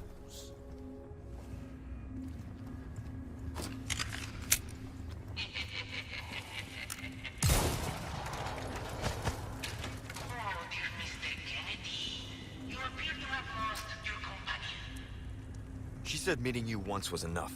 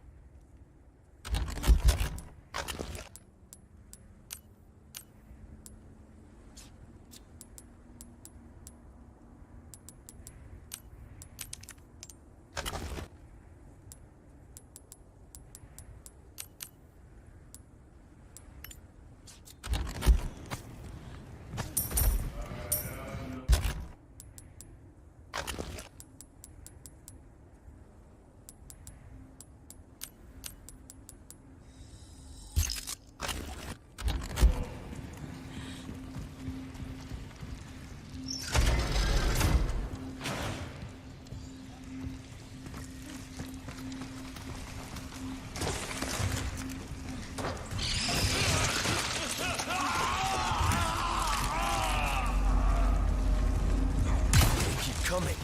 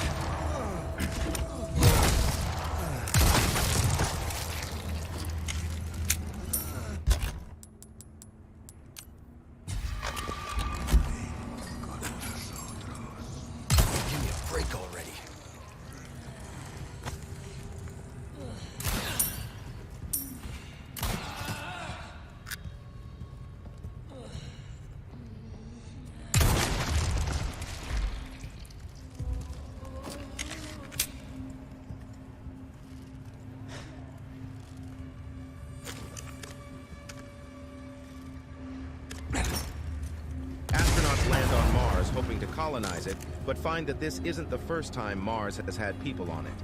A party is being thrown for astronauts who will be departing on a mission to Mars the next day. It's the bad boy who is trying to get laid one last time before leaving. Woody and Blake, the only married couple going on the mission together. Sergei and Renee, the foreign astronauts, and Phil and Luke. They will be going in 2 teams. Luke is waiting on another astronaut named Jim to come to the party. His wife tells him to go talk to his son Bobby before leaving. Luke talks to Bobby, who says that he will miss Luke, and asks who will read to him while Luke is gone. Luke says that he will be reading the same book in space every night that Bobby will read, and in a way they will read the book together. Jim arrives and joins the party, and everyone is happy to see him. After the party, Jim, Woody, and Luke are having a good time when Jim mentions a woman named Maggie, and everyone becomes really sad. A conversation between Jim and Luke reveals that Maggie was Jim's wife, and also an astronaut. Jim and Maggie dreamt of going to Mars and spent all their lives working towards it. However, when the time came, Maggie fell ill, and Jim withdrew from the Mars program to take care of her. Maggie eventually passed away. Luke says that Jim and Maggie deserve to go to Mars more than anyone, and he is upset that they won't get to. Jim says it's okay, but when Luke leaves, it's clear that he is upset as well. 13 months later, the team of Luke, Renee, Sergei, and Nick has reached Mars. One of their rovers has spotted an unusual mountain, and upon analysis, they notice that the mountain has a shiny top. They assume that it's ice, and underneath the mountain could be a whole water reserve. They send the message to World Space Station, where Woody, Terry, Phil, and Jim are present. They let the station know that they will be heading out to explore the unusual mountain. As Luke and the crew reach the mountain, they hear a strange signal in their head. They use a radio wave radar to study the mountain, and the readings say that the mountain is metal underneath the dust, not ice. Luke says there must be a mistake, and tells them to move the radar closer and use more power to get an accurate reading. As they do that, an intense energy pulse comes out of the mountain, and all their instruments stop working. Then, a tornado starts forming that sucks everything in. The tornado moves like a sentient being. It sucks in and kills Sergei, Renee, and Nick, but Luke survives. After the tornado settles, a giant metal face is revealed where the mountain was. Back on the World Space Station, an emergency meeting is called because the intense energy pulse from Mars has been detected, and after that, nearly all transmissions have been lost. A video transmission is received that barely works, but shows a very injured Luke conveying that everyone on his team is dead, and something attacked him. Woody tries to convince the captain of the World Space station to send a rescue mission to Luke, but the captain says that Luke might already be dead, and they have no way of knowing if going to Mars is safe, because all the transmissions have stopped. Phil says they can get information transmitted from one of the Saturn probes flying close to Mars and plan their mission accordingly, Open for traffic. and the captain agrees. Woody tells the captain that the mission will only work if Jim flies the ship because he has spent the most time training to go to Mars, and him and Maggie were the ones who designed all the Mars mission plans. Captain is reluctant at first, but eventually agrees. Several months later, the crew of Jim, Woody, Terry, and Phil is nearing Mars. Phil is making DNA out of candies, and Jim arrives and eats his candy. Woody tells Jim that the Saturn probe will be flying close to Mars in a few hours, giving them the information they need to learn. The Saturn probe shows images of 3 graves near the base camp of the previous team. Phil thinks this means that Luke is alive, but Terry says it just means there was no one left to bury him. I've had my fill of you guys. They look at the site where the energy pulse came from, and it is still emitting the same pulse. They think it's a problem with the probe. As they are preparing to enter Mars, micrometeoroids start hitting their ship and create holes where the air starts leaking from. Woody seals up the holes from the inside and the outside with the help of the team, but they are not aware that the meteoroids have also damaged their fuel tanks. Where are you? As they begin their launch into Mars's atmosphere, fuel leaks out, and when they fire the engine, there is an explosion destroying their ship. They have no choice but to get out into space in just their suits, tethered to each other. They aim for a refueling module in orbit around Mars from the previous missions. It's farther away from them than they calculated, so Woody decides that he will take a grappling gun wire, use all the fuel in his jetpack, and fly full speed at the refueling module, tying the wire to it. This will give the rest of the gang a chance to reach the module safely. He attempts the maneuver and manages to tie the wire, but overshoots himself and is left stranded in space with no fuel in his jetpack. Terry is devastated and says they have to rescue Woody, but Jim and Woody both know it's impossible because none of them have enough fuel in their jetpacks. Terry attempts the rescue anyway, but Woody tells her to stop and go back before she runs out of fuel and is stranded too. She attempts to bring Woody back using the grappling gun, but the wire is just a little too short to reach him. Terry says she is going to get closer and try and again. Woody realizes she will kill herself trying to rescue him, so he removes his helmet and sacrifices himself so she stops. Jim, Terry, and Phil manage to land the refueling module on Mars. They reach the base camp of the previous mission. They find most of the equipment damaged, but still repairable, which means they can go back home with it. Jim finds that plants are growing in the experimental greenhouse and is shocked by this. Thanks. Luke appears behind Jim and attacks him. Luke is in very bad shape and thinks Jim is a hallucination, but Jim convinces him this is reality by telling him that he is reading a book that his son Bobby is also reading back on Earth. Figure will be Luke my calms last down. He tells them how he survived by growing plants in the greenhouse for a year. He tells them about the incident that killed the rest of the team. Why is this goat Instead of attacking saying me? he survived, Why do you want to he die? says he was spared and it was for a reason. I don't He want says to he kill was a spared goat. to figure out the secret. Jim asks Luke what secret he is talking about, and Luke shows them a picture of the giant metal face.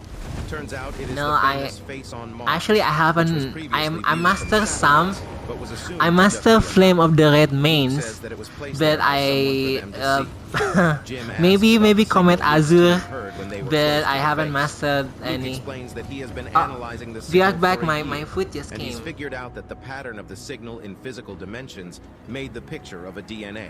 He says it's a self-portrait from the beings that placed the face there, a declaration of their identity, a signature. Terry notices that the last pair of chromosomes is missing from the DNA, so it's not human. Later, as they are packing for the journey home, Jim spills some candies, which makes him remember his conversation with Phil. Oh no! He realizes the DNA I was picture just is not a getting my signature. food. It's a test. Damn this goat! The beings want them to fill in the last pair of chromosomes to prove that they are human. The face attacked Luke's team because the radio waves from their radar were interpreted as the wrong answer to the test. Jim says they need to reconfigure the radio waves from the radar to give the right answer, filling the last 2 chromosomes. The rest of the team are By the way, hesitant, Game Wiz, but Jim this convinces is them lunch that if time they for don't do me. this, I need the to whole eat, mission would so have I been need for to nothing, end the and stream. everyone who died would have Maybe been in vain. I will continue To be next safe, time. they send the radar to the face via a rover. They transmit the radio And wave I bearing need the to get correct some answer rest. to the I'm DNA really riddle. tired. Oh my A god. white doorway Let me opens get up to in the the safe face. point before Jim, before I Terry, end and the Luke decide to go to the stream. face and they tell That's a Phil good to way fix to the end the return stream. journey module and leave when he's done, whether they are Getting back or not. gangbanged by Jim, by a Terry, and ghost. Luke enter through the doorway of the face, and it closes behind them, Oh my breaking god. radio contact with Phil. They realize the atmosphere inside is I should breathable clip air that, when they take right? off their Maybe helmets. I will clip They that enter into later. a 3D model of the solar system. I'm getting The solar gangbanged system shows by Mars as a by a blue and ghost. green planet. Let me It's telling save a that. story. Save recent People used to live gameplay. on Mars, but a Maybe meteor hit last the planet, fire. destroying it.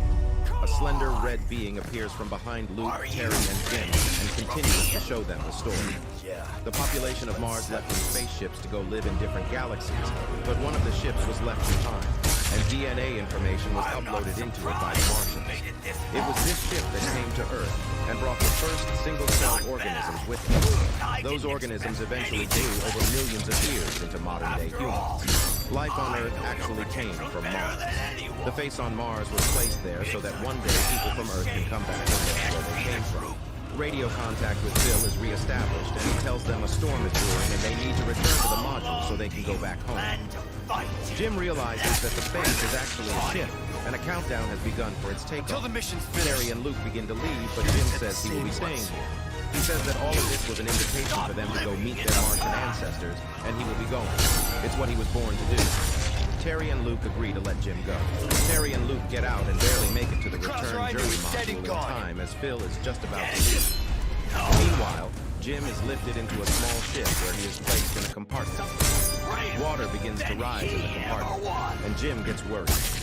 He holds his breath, but as the water rises all the way up, he realizes he can somehow breathe in. He has flashbacks of his entire life with his friends and his wife Maggie, as he is excited for the journey to a new world. As Terry, Phil, and Luke are leaving the Mars atmosphere in the return journey, they notice Jim's ship fly by, taking him to another galaxy. Luke looks at the ship leaving into deep space and wishes Jim good luck, knowing that his friend is finally doing what he was destined to do. The end. This ends now. Strength is everything. The weak can protect nothing. The way you're going, there won't be anything left to protect. You'd have known that once. That's where you're wrong. I didn't know a damn thing. Now I do. You can't deny this power. Imagine a world where the sky is not just a ceiling, but a gateway to the stars. A world where humanity has unlocked the secrets of the universe and harnessed its boundless energy to power its civilization. This is not a distant dream, but a reality that exists beyond our imagination. As you wake up on a peaceful morning, the first thing you notice is the tranquil hum of your anti-gravity bed, softly floating you above the floor. You look out of your window and see a bustling cityscape, towering high into the clouds, with flying vehicles darting to and fro like bees around a hive. You step out of your room and into the hallway, where your robotic butler greets you with a warm smile and a cup of hot tea, made exactly to your liking. As you sip on your tea, you peruse the news on your augmented reality display and learn that humanity has just achieved yet another milestone.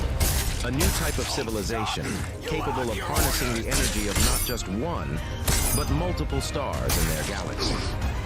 You finish your tea and head out to your transport pod, which whisks you away in a blur of light to your workplace, a massive space station orbiting a nearby planet.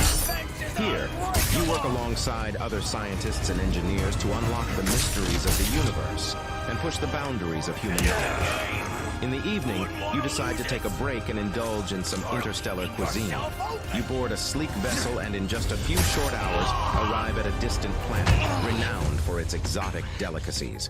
You sample dishes that defy your senses and marvel at the mastery of the alien chefs who prepare them. As you make your way back home, you realize that this is just the tip of the iceberg. There are countless civilizations out there, each more advanced and wondrous than the last. From Type 1 civilizations that harness the power of their home planet to Type 7 civilizations that command the entire multiverse, the possibilities are endless. What if I told you all these can be real, and maybe some alien civilizations have already reached these heights of technological advancement? This all started way back in 1964.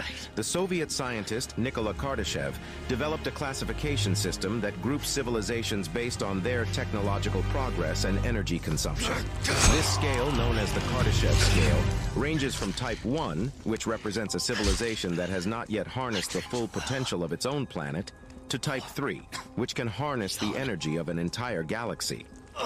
The interplay between energy and technology is a fundamental principle that underlies the progress of civilizations.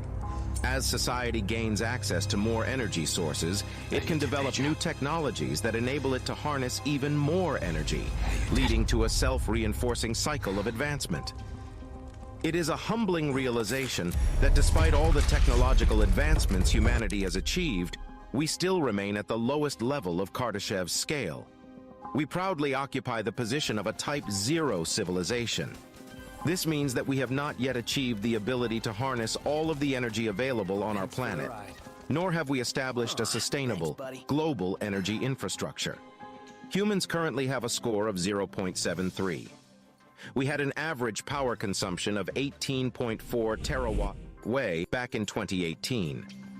Michio Kaku, an American theoretical physicist, calculated that if we increase our power consumption by 3% each year, we will reach Type 1 civilization in 100 to 200 years. A Type 1 civilization has mastered all the energy available to their home planet, available from a neighboring star. It extracts its energy, information, and raw materials from fission and fusion power and renewable resources. Also capable of interplanetary spaceflight and communication, mega-scale planetary engineering, and medical breakthroughs to eliminate disease and slow aging, the species is tech-augmented but is still vulnerable to extinction. A Type 1 civilization is not limited to a single planet, but has established a presence on multiple planets and moons within their solar system. They have formed a unified government that spans across these planets and enables interplanetary trade, research, and collaboration. Their technological advancements have enabled them to augment themselves and their capabilities, but they are not invincible and are still susceptible to extinction. As Michio Kaku explains in his book, Physics of the Future, Type 1 civilizations harvest planetary power utilizing all the sunlight that strikes their planet. They can, perhaps, harness the power of volcanoes, manipulate the weather, control earthquakes, and build cities on the ocean. All planetary power is within their control. This level of control over the natural world is truly astounding and shows just how far a civilization can progress when it masters energy and technology.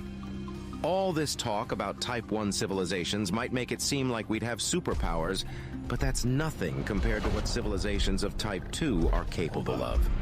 Have you ever heard about a Dyson sphere?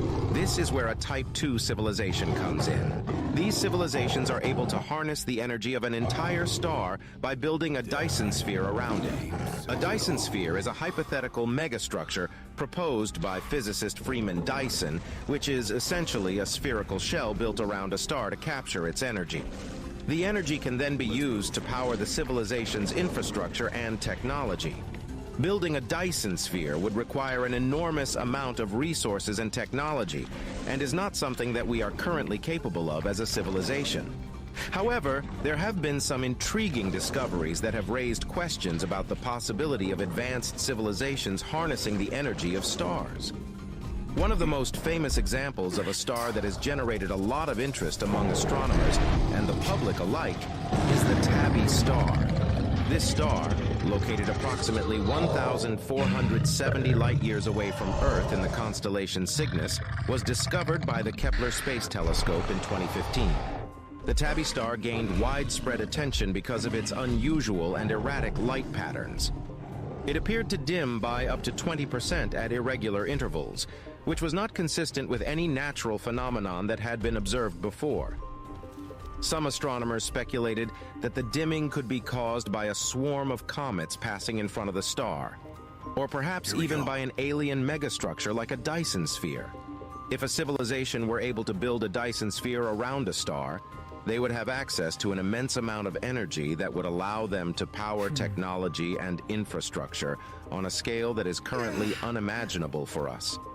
They would have the ability to manipulate the energy output of the star and could potentially even create artificial gravity and black holes. Type 2 civilizations would also have the ability to colonize entire star systems. They would be able to build habitats and infrastructure on planets and moons, and could potentially even terraform these worlds to make them habitable for their species. They would also have the ability to manipulate the orbits of planets and moons, and could potentially even create their own star systems. According to Kardashev, this kind of civilization is so advanced that it's almost godlike. The only type of civilization that could surpass it is a Type 3 civilization. Imagine an entire galaxy with every solar system completely dismantled and every star enclosed in a Dyson cloud of energy-extracting solar cells. Can you try and imagine how powerful this civilization would be? They could travel faster than the speed of light and manipulate gravity and electromagnetic fields. They would travel using some sort of propulsion technology we do not know yet, being able to travel the galaxy in a couple of hours or days. In a 2015 study, astronomers estimated that the existence of such a civilization in our local universe is extremely rare. But if they do exist, galaxies would be like simple homes for them, and planets would be nothing but stones in their path. They would have the ability to manipulate the very fabric of space and time, control the movements of stars, and extract energy from the most powerful phenomena in the universe, such as supernova and black holes. We can't even imagine what else can happen if we reach this level of civilization. It is estimated that humans may take about 1 million years to reach this level, if we will be able to maintain our race till then. Right now, we obviously can't see anything like that, and there are two possible explanations for why. It's either there's no civilization that has reached this level, or it's possible that these advanced beings have developed so rapidly and with such advanced technology that they have been able to cover their tracks and remain undetected. With all these, you may think this should be the most powerful and advanced civilization. Even Kardashev himself believed that there could only be 3 types of civilization. But can some other civilization be even more advanced than all of them? A Type 4 civilization. In his original scale, Nikolai Kardashev introduced only 3 levels of civilization, as he believed that the energy of the whole galaxy could cover any life forms needed. Some other scientists went much further and updated the scale, imagining the possibilities of civilizations far beyond Type 3. The sheer size of the universe offers a glimpse of what might be possible for a Type 4 civilization. With billions of galaxies to explore, such a civilization could harness the energy of each one if necessary, controlling it for their needs.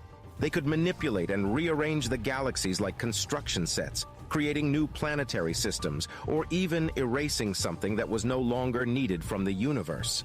Of course, to achieve this level of control, such a civilization would need to discover new laws of physics that are currently beyond human comprehension. But the mere possibility of such an advanced civilization is a testament to the vast potential of the universe and the endless mysteries waiting to be uncovered. But that's not all. The idea of a multiverse theory is not new and has been speculated by many scientists and philosophers for centuries. But what if there was a civilization that had not only discovered the existence of other universes, but it also found a way to harness their energy? A Type 5 civilization would be able to control the energy of infinite universes out there. They'll control all the hidden dimensions out there, be able to transfer energy from one universe to another.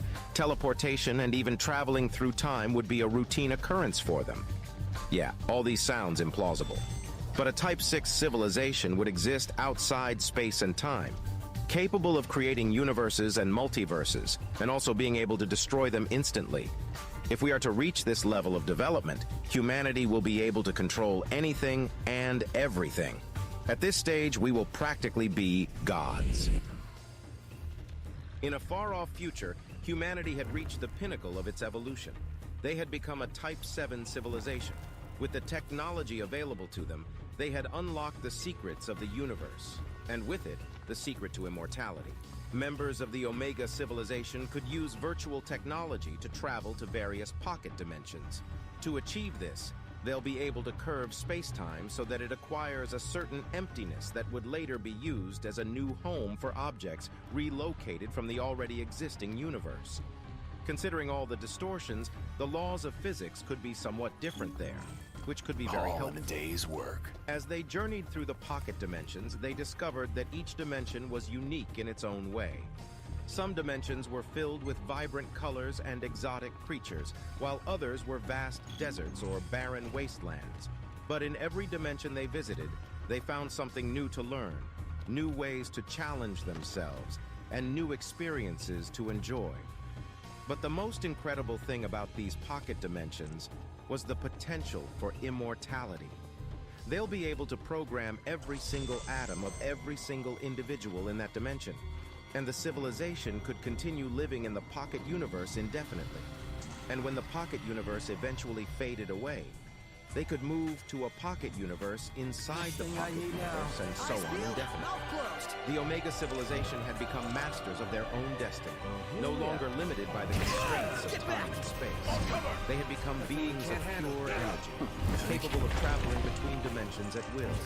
And with every new dimension they discovered, they continued to push the limits of what was possible, achieving feats that were once thought impossible.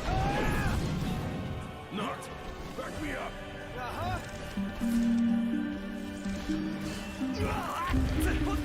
You all must have seen the pyramids, those ancient structures that have stood the test of time and continue to awe and inspire us to this day. But what if I told you that there was once an advanced civilization that existed millions of years ago, long before our own?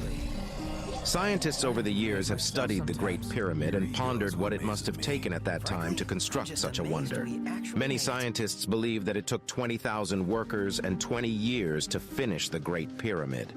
This would be an astounding task when our history shows that they only used wooden implements with ropes and pulleys. Due to there being such detail and the precise alignments of the pyramid, it's hard to believe that such a magnificent structure could be completed in 20 years with so few people and such limited tools and the resources of that period. Despite all the study and examination by scientists, exactly how the pyramid was built remains a mystery. With modern-day tools, scientists have not determined a way to recreate the pyramids, even on smaller scales, with the same precision as those that built the originals.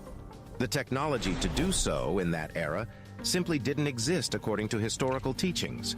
It shouldn't have been possible to construct the pyramids when they were built.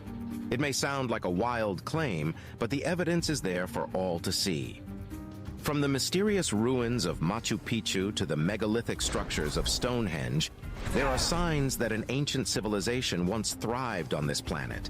And yet, despite all of this evidence, the idea of an advanced civilization existing millions of years ago is still considered by many to be nothing more than a myth. But what if we are wrong? What if there is more to our history than we ever thought possible? What if an ancient civilization once existed that was so advanced it was capable of feats that we can't even imagine today? Imagine a world where technology was not just a tool, but a way of life, where energy was harnessed directly from the stars, and where the laws of physics were understood at a level that would make our modern scientists blush. This civilization would have had the ability to terraform entire planets, create new forms of life, and travel through space at speeds that would make our fastest rockets look like snails in comparison. And yet, despite all of this power, this civilization would have eventually faced a crisis that threatened their very existence. Perhaps it was a natural disaster, or a war between factions, or a sudden shift in the fabric of space-time. Whatever the cause, this civilization was forced to make a choice, to either face extinction or leave their world behind and search for a new home among the stars. So they embarked on a journey that would take them millions of years, hopping from one planet to the next, terraforming and colonizing as they went. They left behind incredible structures that still baffle us to this day, from the pyramids to the Nazca lines to the underwater cities that lie hidden beneath the waves. And yet, despite all of this evidence, we still cling to the idea that we are the most advanced civilization that has ever existed. But what if we are just the latest in a long line of civilizations that have risen and fallen over millions of years? What if we are simply following in the footsteps of those who came before us, learning from their mistakes and building upon their successes? It may sound like science fiction, but the truth is that we just don't know. The evidence is there, waiting to be uncovered and pieced together like a puzzle. For a Type 1 civilization, the greatest danger lies in the depletion of their planet's resources. As they harness more and more energy, they run the risk of depleting their planet's energy reserves, leading to a potential crisis or even extinction. For a Type 2 civilization, the danger lies in the eventual depletion of their parent star's energy. As they harness the power of entire stars, they must also plan for the future and find new sources of energy before their star runs out. And for a Type 3 civilization, the danger lies in the eventual death of the galaxy itself. As they explore and harness the power of entire galaxies, they must also be mindful of the long-term health of the universe. In the end, each type of civilization faces its own unique challenges and dangers. But by working together and striving to understand the universe in greater detail, we can hope to overcome these challenges and build a better future for all. The road ahead is long and uncertain, but with courage, determination, and a commitment to the greater good, we can achieve great things and reach new heights of technological progress and understanding.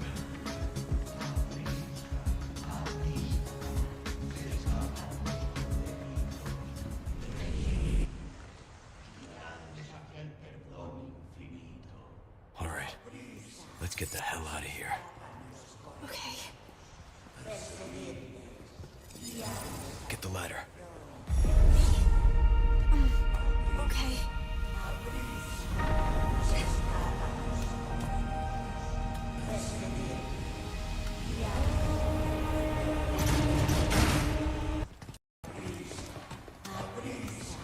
What do we do? There's no way out.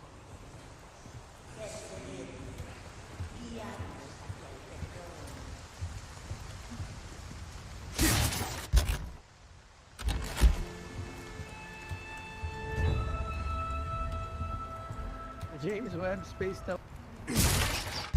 Telescope is upsetting the apple cart. All of a sudden we realized we're going to have to rewrite all the textbooks about the beginning of the universe. After 25 years and over $10 billion on Christmas Day 2021, the James Webb Space Telescope was finally launched into space by a European Ariane 5 rocket. Decollage liftoff from a tropical rainforest to the edge of time itself, James Webb begins a voyage back to the birth of the universe. However, the James Webb Space Telescope has not only just arrived, but is rapidly changing the game. Scientists are amazed as they watch the Big Bang Theory crumble before the telescope's recent discovery. No way. According to Michio Kaku, okay, I've got might you. have to rewrite all the textbooks of the universe's formation, as 6 strange galaxies have just been captured, leaving scientists in confusion. So what's the truth about our universe? Trust me. Keep watching to find out. Beyond the Earth, we see there is an incredible mass of space, likely limitless, which for the most part remains unexplored.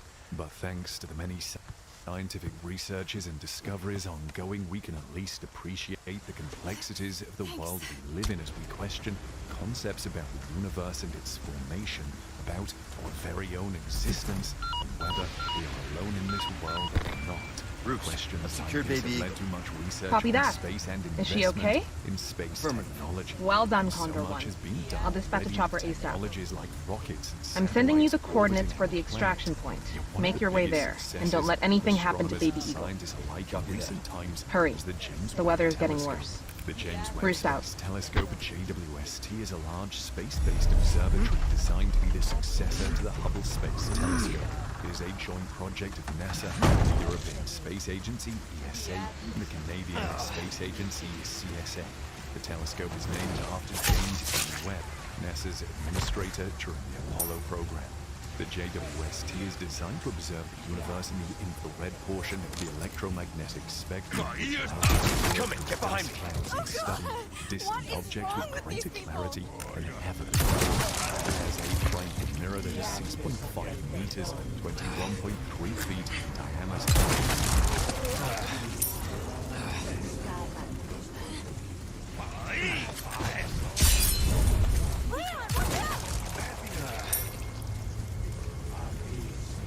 Which is more than twice the size of Hubble's mirror. This large mirror enables the JWST to gather more light and provide higher resolution I have images. some new goods The that might near-infrared camera interest. NearCam Welcome. also provides Wield sharp it. images What of can I astronomical do objects in the near-infrared range. Give that the It is care it used for a deserves. wide range of observations, including studying yourself distant killed galaxies, now. the formation of stars and planets, and detecting exoplanets.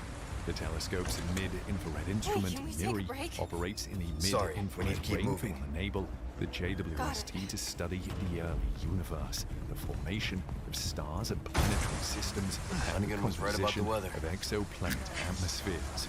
There's also the near-spectrograph, NearSpec, designed to perform spectroscopic observations in the near-infrared range.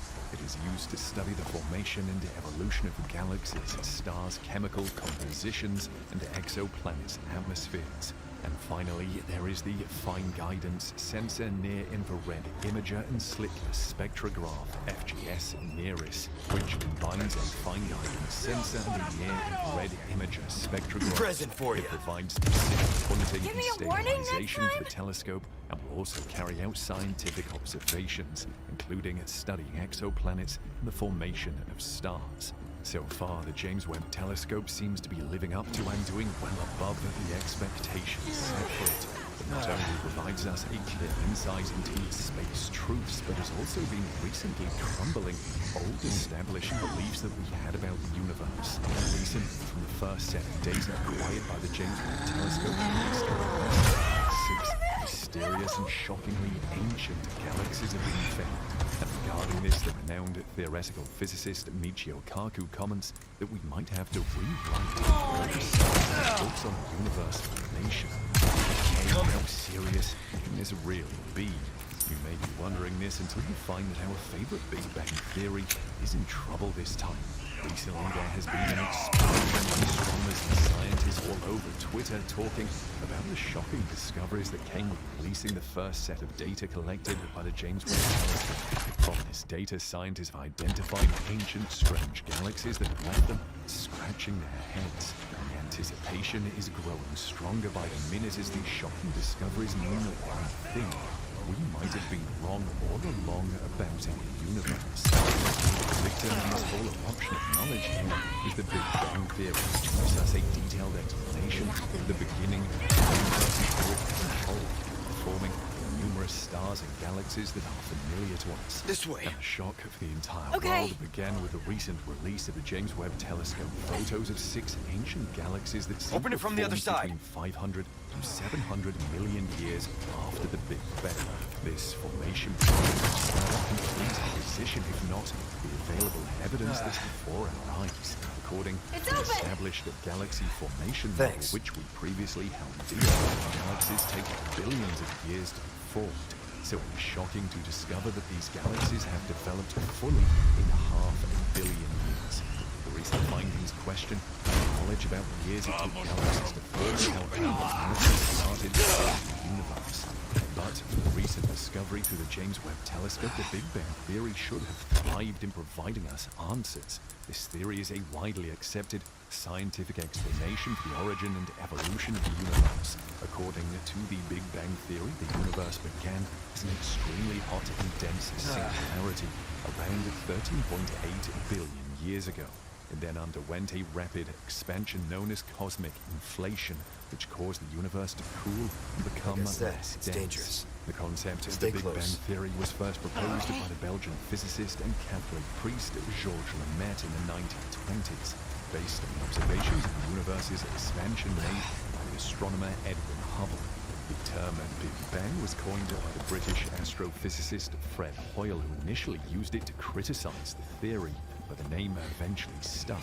According to this theory, matter and energy began to form as the universe expanded and cooled. After about 380,000 years, the universe became transparent to light.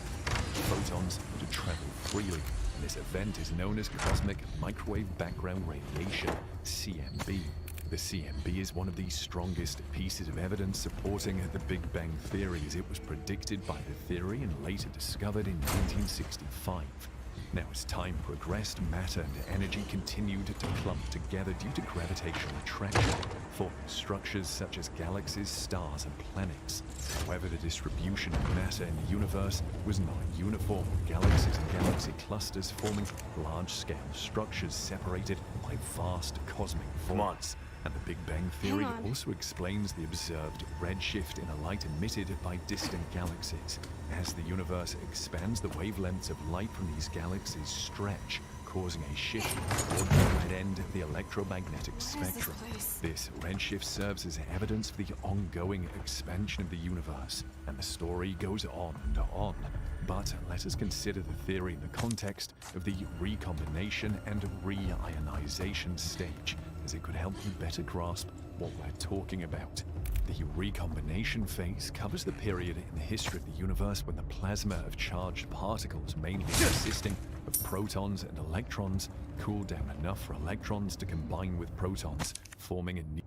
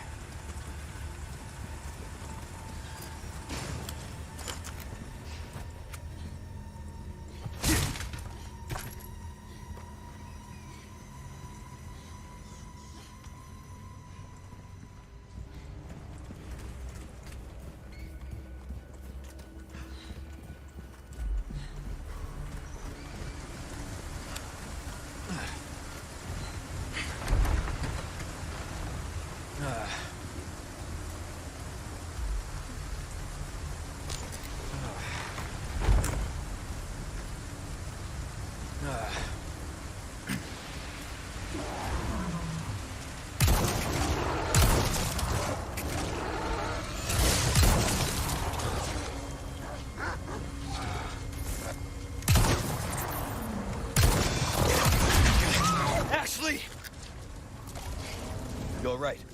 Yeah. Here you go.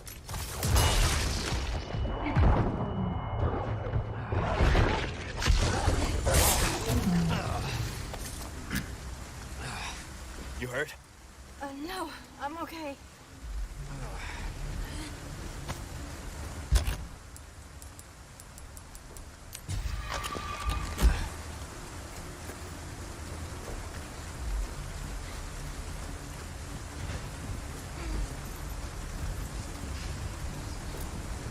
Definitely gonna catch a cold.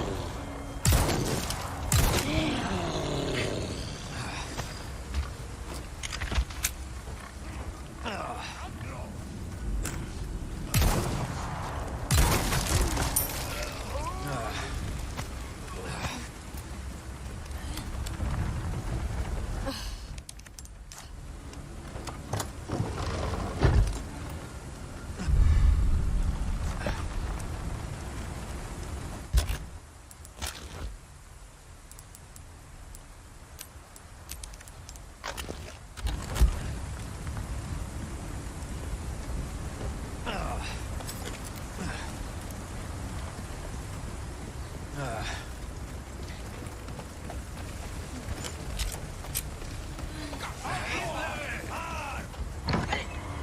here!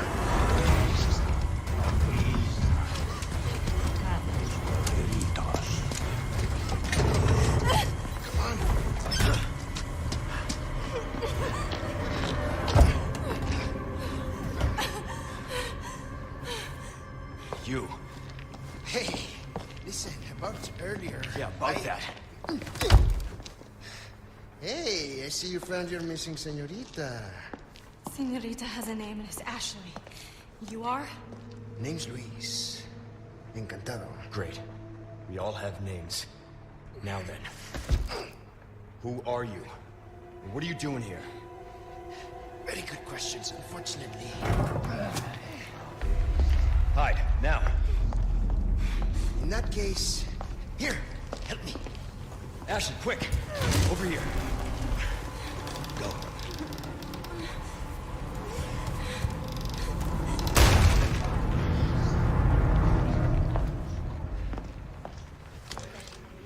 Okay, it's game time.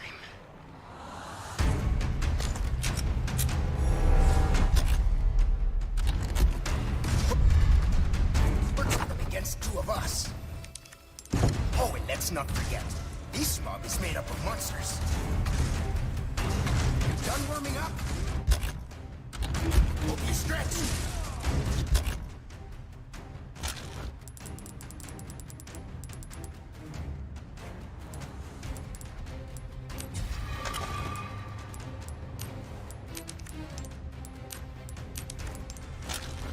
Yeah. Now if you shut up, we'll be good to go. Heading out.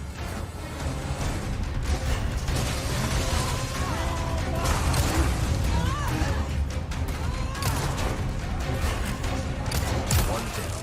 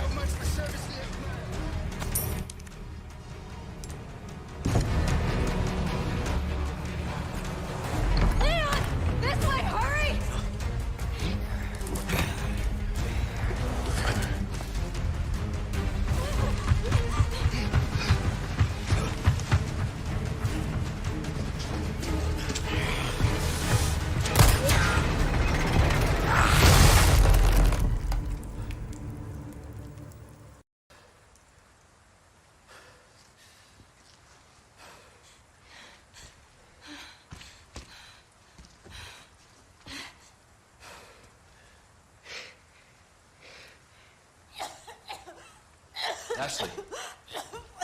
What's happening to me? Ashley, is this the first time you've coughed on blood like this? You want to start explaining? The cough, the blood, is caused by something called plaga. Okay. You saw those people, right? But you have the same thing inside you. The same thing that made them like that. This, what you're experiencing, these symptoms, they're only the beginning. I don't want to become like them. You are, well, lucky. You see, at this early stage, the parasite, the plaga, it is possible to remove it with a surgical procedure. And all you need is some know-how. And oh yeah, the right equipment. Wait, you too? No worries. See, I have a plan. But you're going to have to trust me.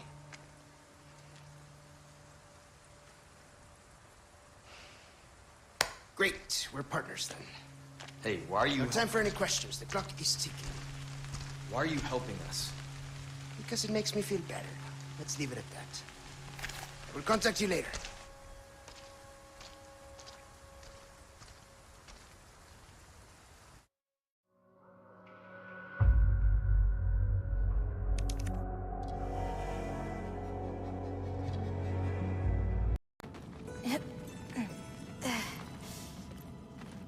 No.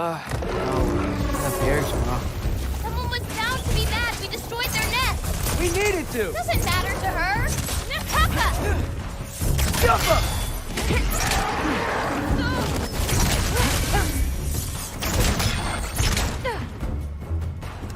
I've got you.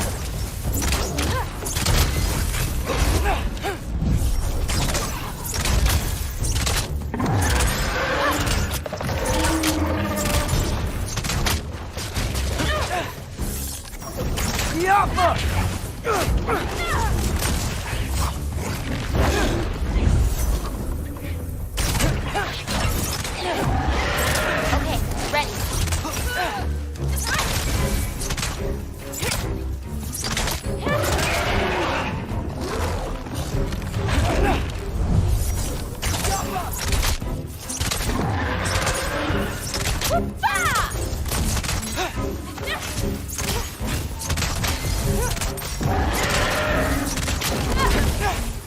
Not ready yet.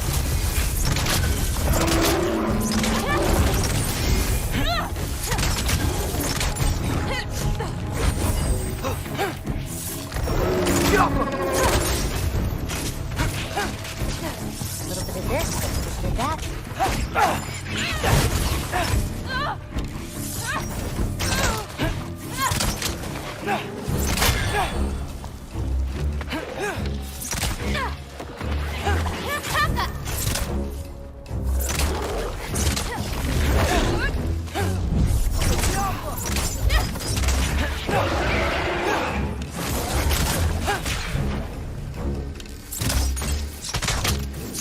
I got your back!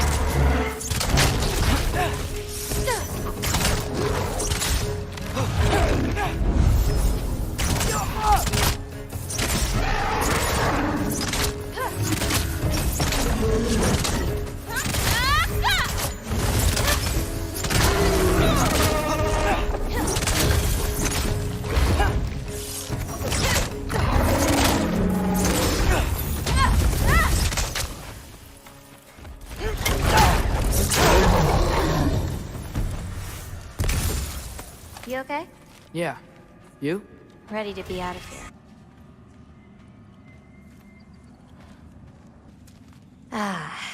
Let's head home.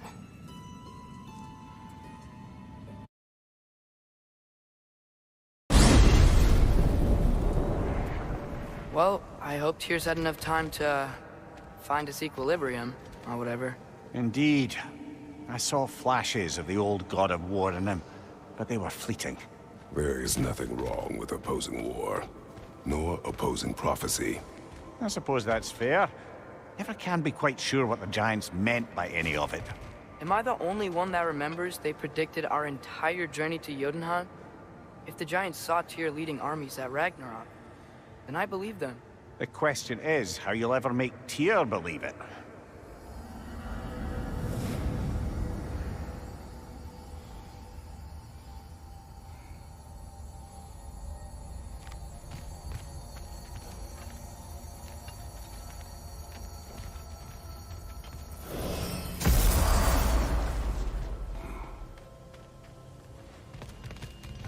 Master Kratos, I would speak with you.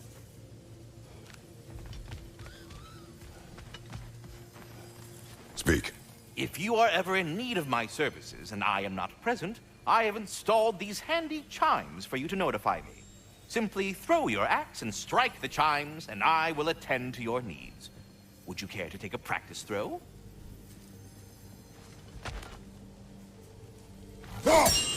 A magnificent throw, Master Kratos. Truly a seasoned pro. Very well. You know how to reach me now. Anyhow, was there something else you wish to talk about?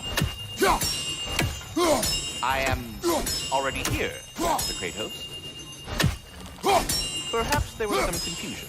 This is for calling me out here, not for when I am here.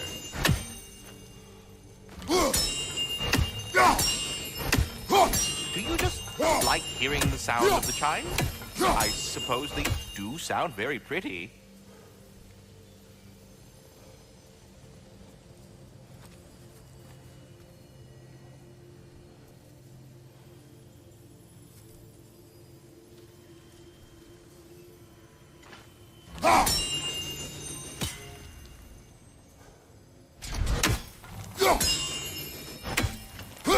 Master Kratos, this feels very uncharacteristic of you, but if you enjoy the pretty chimes that much, I will allow you to indulge.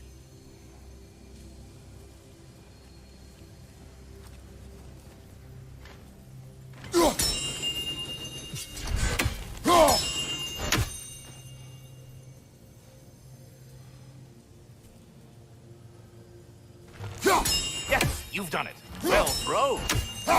Ah, the sound of the chimes is not unpainful at this distance, so perhaps you could not. Already here, as it were. So, I see. You're deliberately attempting to push me into some sort of emotional outburst, aren't you? Well, I'm not so easily swayed, my good man. Stop with the stupid chime! Oh dear. I'm sorry. I don't know what that means.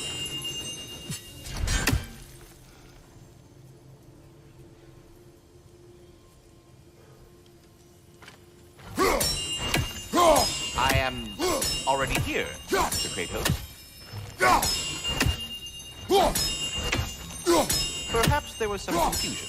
This is for calling me out here, not for when I am here.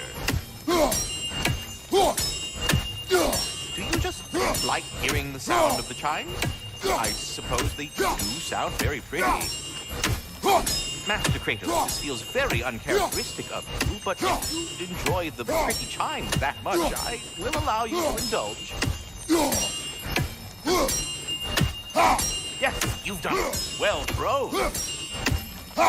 Ah, the sound of the chimes is not unpainful at this distance, so perhaps you could not. Already here, as it were. So, I see. You're deliberately attempting to push me into some sort of emotional outburst, aren't you? Well, I'm not so easily swayed, my good man. Stop with the stupid chime! Oh dear. I'm sorry. I don't know where that came from.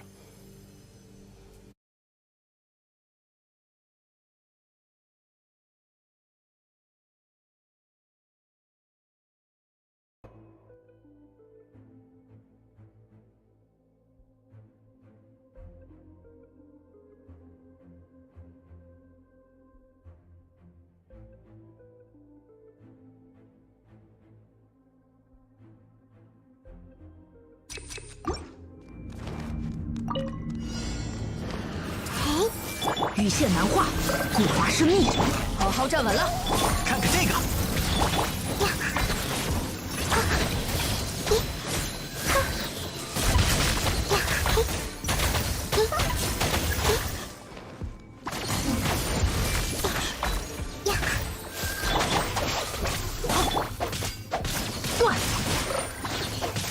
彩雨流红。慢点吧。邪恶。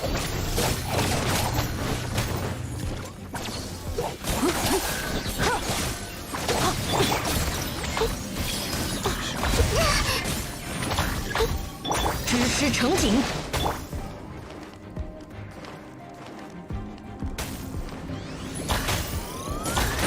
记住你了。好好站稳了。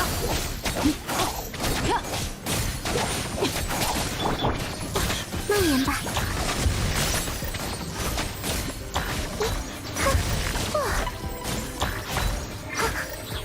羽线难画。踩。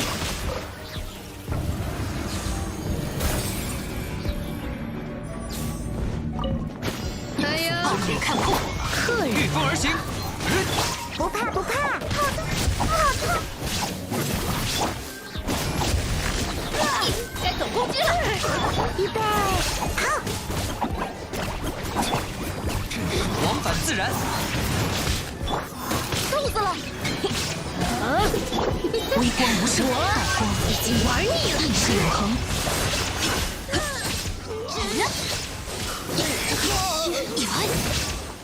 起，收起来吧。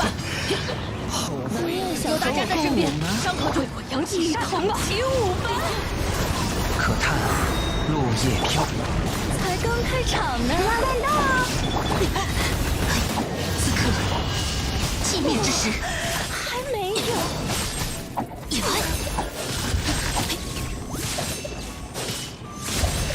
傲影看破，御风而行。云野，夜明。我来保护大家。快开始！往返自然，克。道光，意识永恒。终于。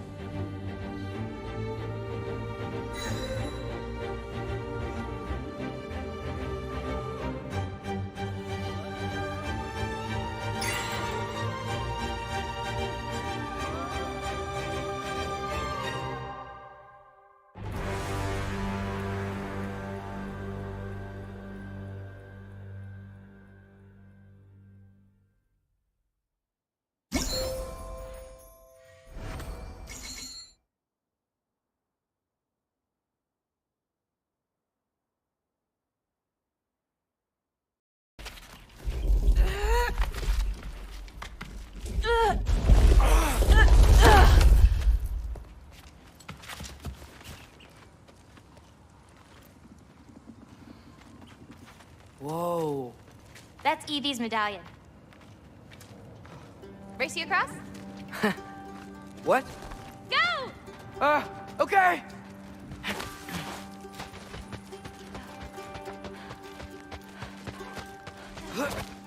I can slow down!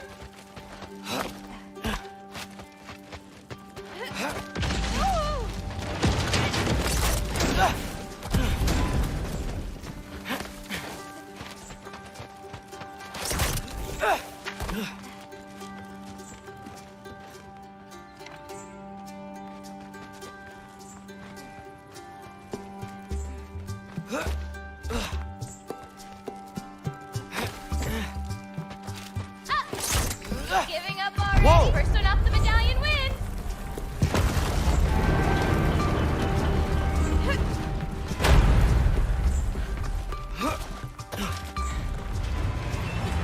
Well, you beat me. I mean, I already knew the path. It's kind of like cheating.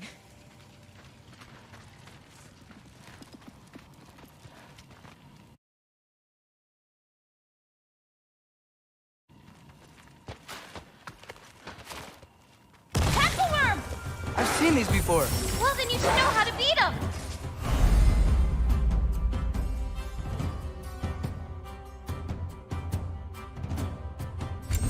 It's usually not so lively around here. Guess I'm just lucky. You're just Loki.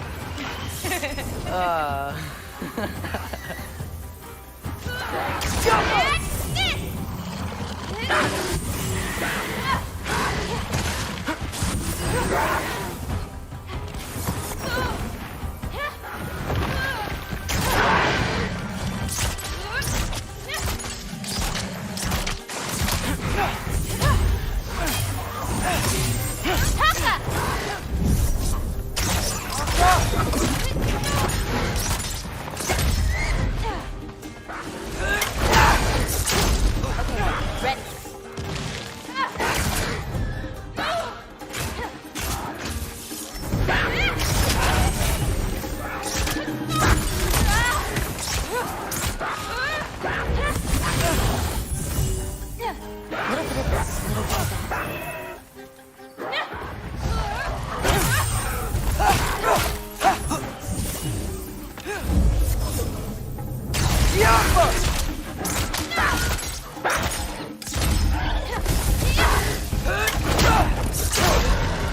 I've got this.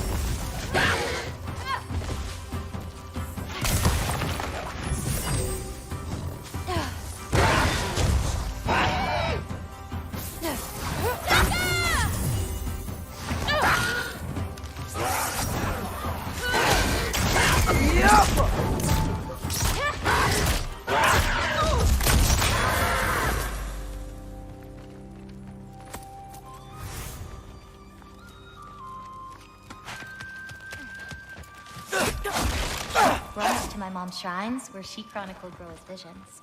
It was her way of ensuring the legacy of our people would be long, despite the Aesir's best efforts.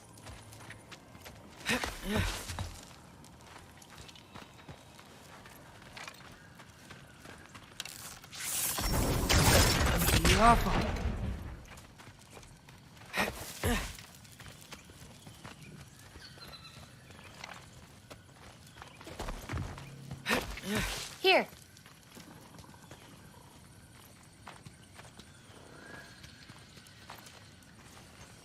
Oh, Isn't that Vanir magic? where do you think I learned it from? Here we are. Do you live here? Mm-hmm. This way.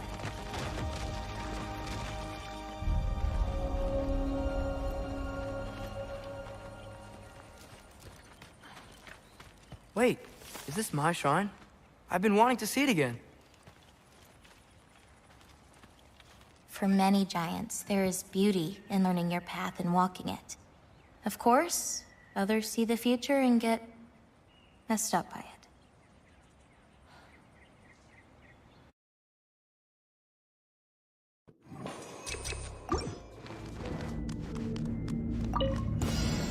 才羽线难化，不华生命，好好站稳了，小心着火！后援登场，住你了。终于还是。等下有点痛啊。头皮上一场。全都看见了。支持成景，踩。给我，安分点，鸣草结环。慢点吧。哼呀，来我家做客吧。哼，等下有点痛啊。哼，解厄。哼，断。彩雨流红，固执之火。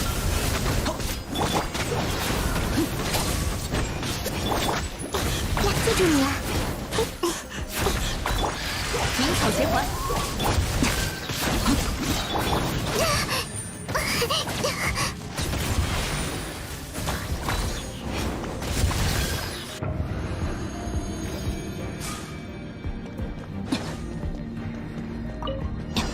暴雨看破，风动鱼行，往返自然。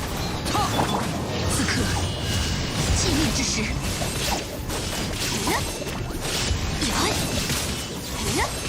有大家在身边，伤口就不会痛。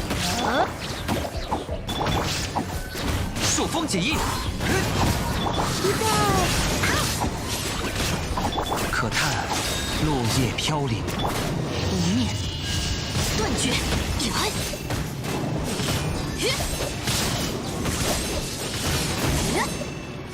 微光无声。好，我来保护大家。往返自然。不怕不怕。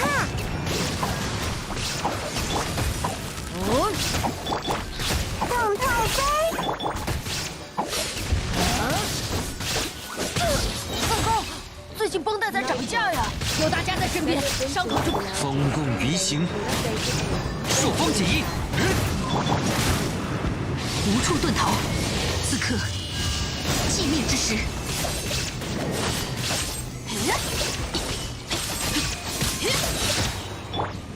我来保护大家。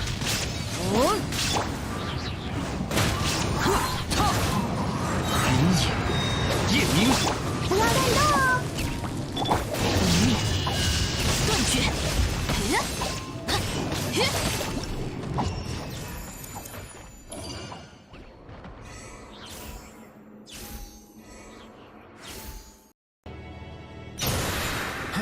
I'm waiting.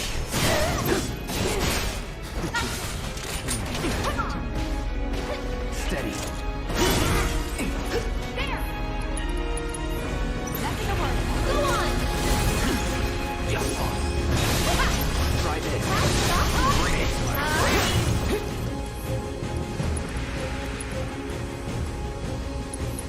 Shit. I'll take care of you. Come on.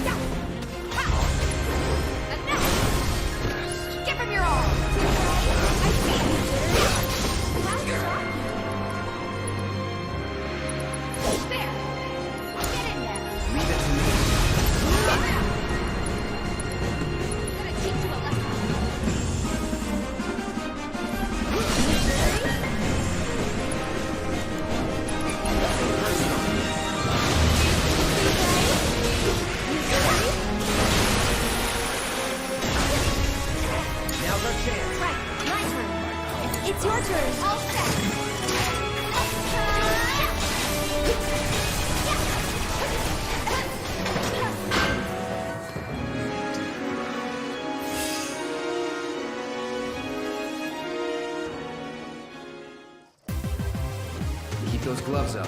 Sure thing, Coach.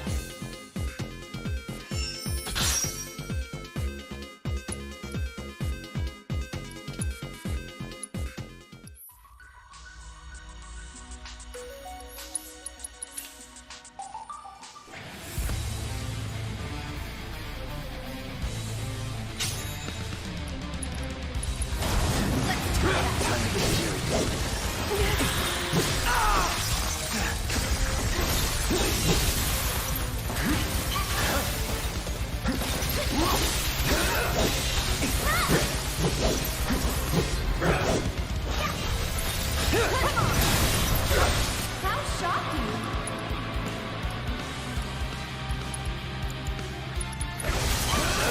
Go on! Stay back!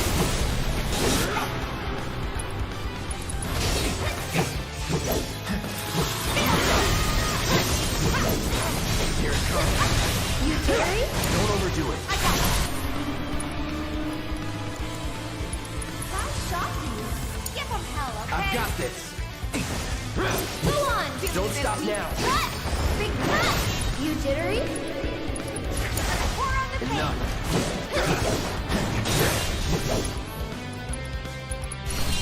Let's dance, asshole.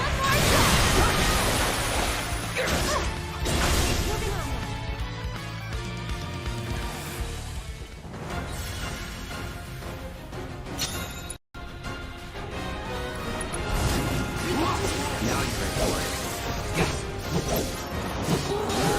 No holding back.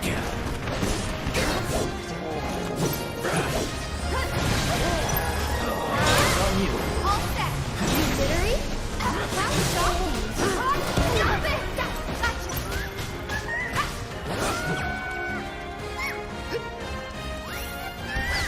You're up! Taking over. Try this. Going in. You jittery? Take him down. Everybody! Gotta give it a Everybody! Bring it! Here he comes!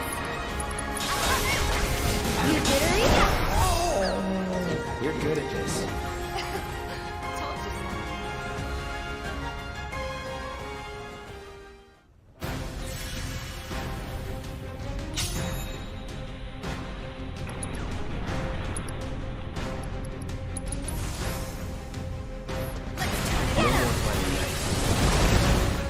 Take the lead. I'm coming! Just hanging out! Come on! Bingo! Here it comes. Got it?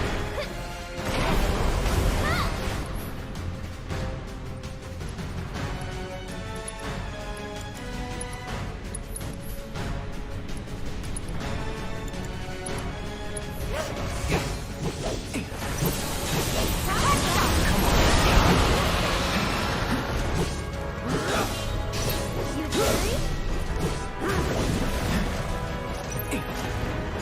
Go on! Steady.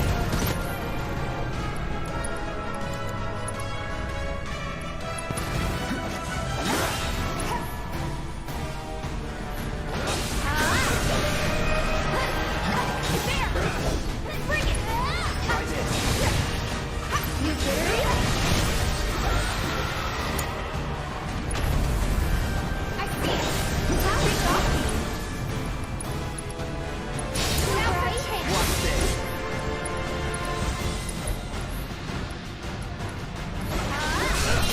Nothing.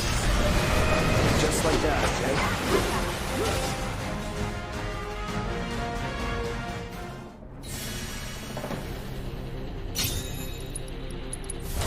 We can do I'll end this. Gotcha. Bingo! Too bright? Yeah!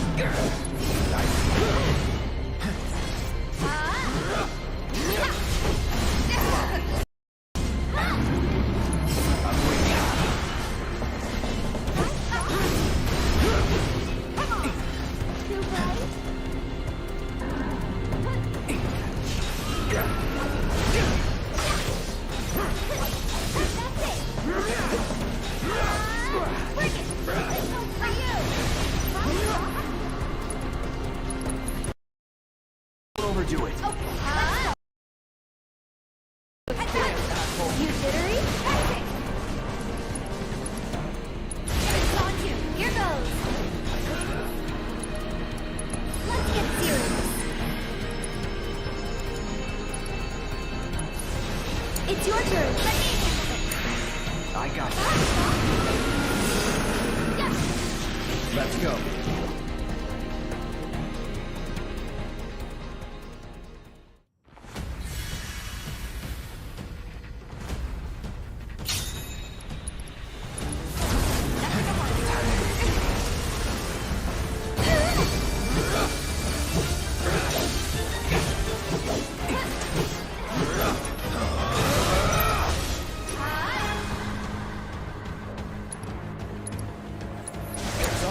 All set. Gotta give it my all. So it's my turn?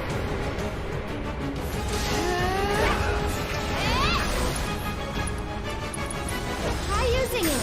You'll see. That'll do.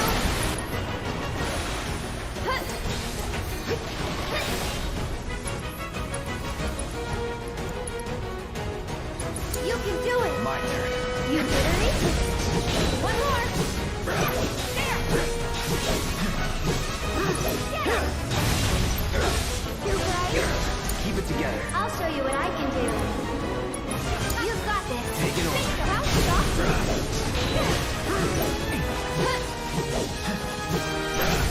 You're done. That's it. Here it Bring it. Now finish it. You jittery? I brought it soft.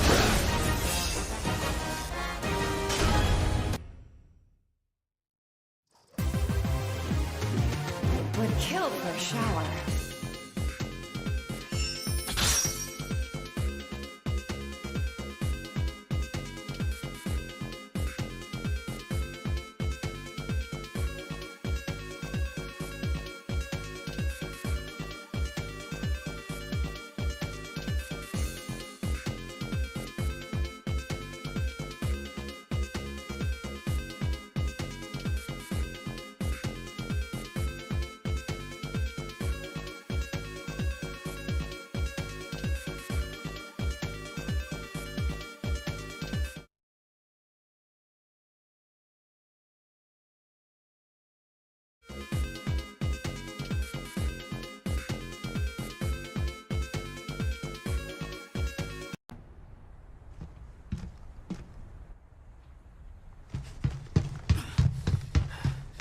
Ada!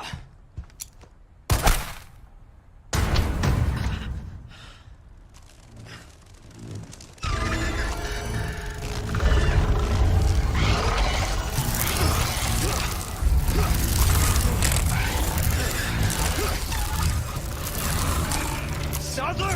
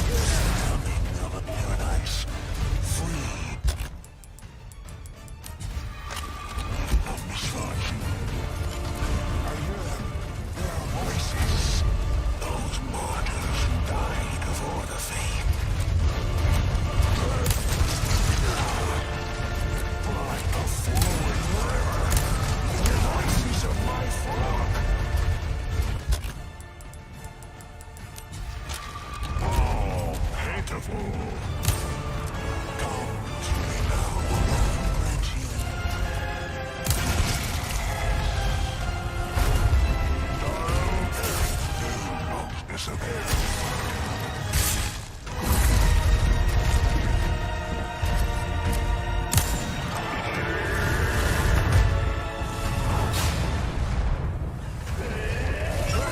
disciples assemble! Do not let them escape!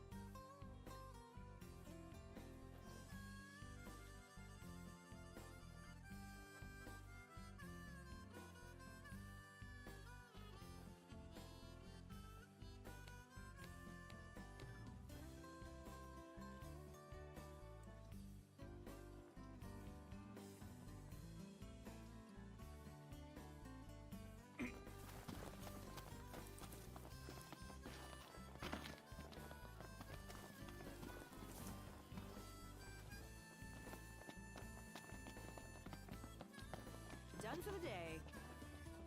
Howdy. Got lots of good stuff in stock. There you are.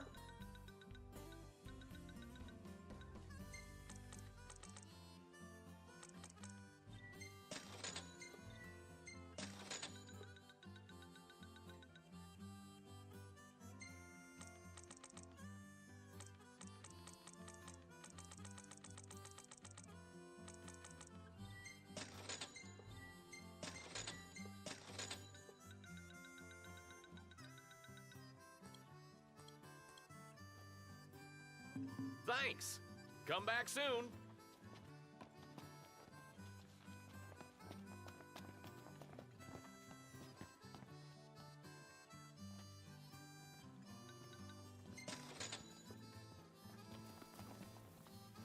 Huh? So what'll it be today? Grab some grub before you go?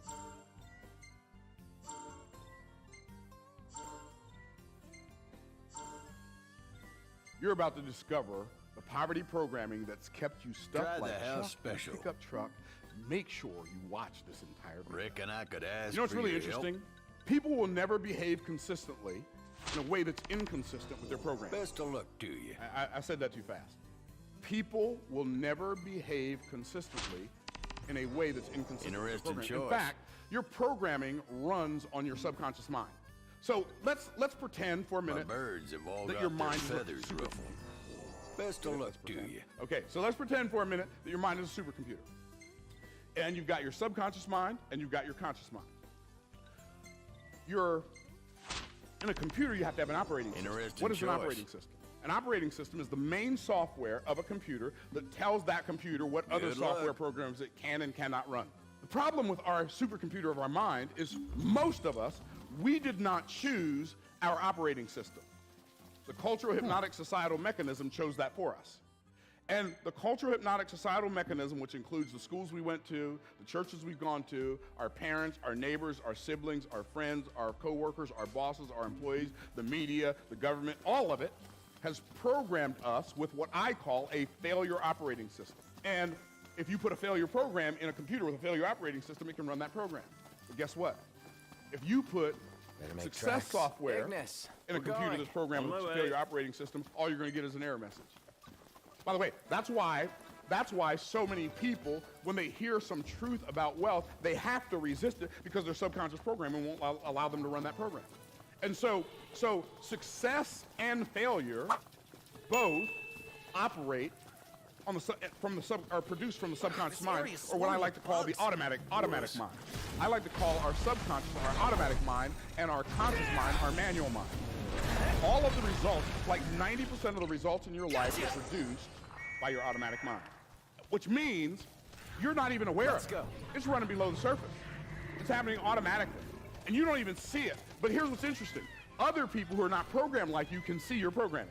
How many of y'all picking up what I'm putting down? And see, what happens is when we hear some truth that's unfamiliar to us, the first thing we do is we resist it because, well, that can't be true, because that doesn't go along with my paradigm. Because people will never behave consistently in a way that's inconsistent with their program. But here's what's interesting. I don't know if y'all can remember back in the 80s, late 80s, when you'd have like the 8086 computer and the 8088, and you had the floppy drive, and like they came out with a new software system for the computer, came out with a new operating system. You had to uninstall the old operating system, which usually took a couple of hours. And then you had to keep putting these floppy disks in and taking one out, putting one in, taking one out, putting one in. And it took a long time to reprogram the operating system. Does anybody remember those days? Okay, good. A couple of us are old enough to remember those days. Okay. And so what happened is they'd make new software, but the new software wouldn't run on the old operating system. Right? And so you had to pick a day where, okay, I'm going to have to uninstall this operating system. And then I'm going to have to set an alarm to wake up in the middle of the night and keep on putting these disks in so I can use my computer. In the same way, it took a long time back then to uninstall an operating system and reinstall it. It takes a long time for most people to uninstall their failure operating system and install a success operating system. That's why you have to stay plugged into information and content that is reprogramming you, because eventually, here's what's going to happen.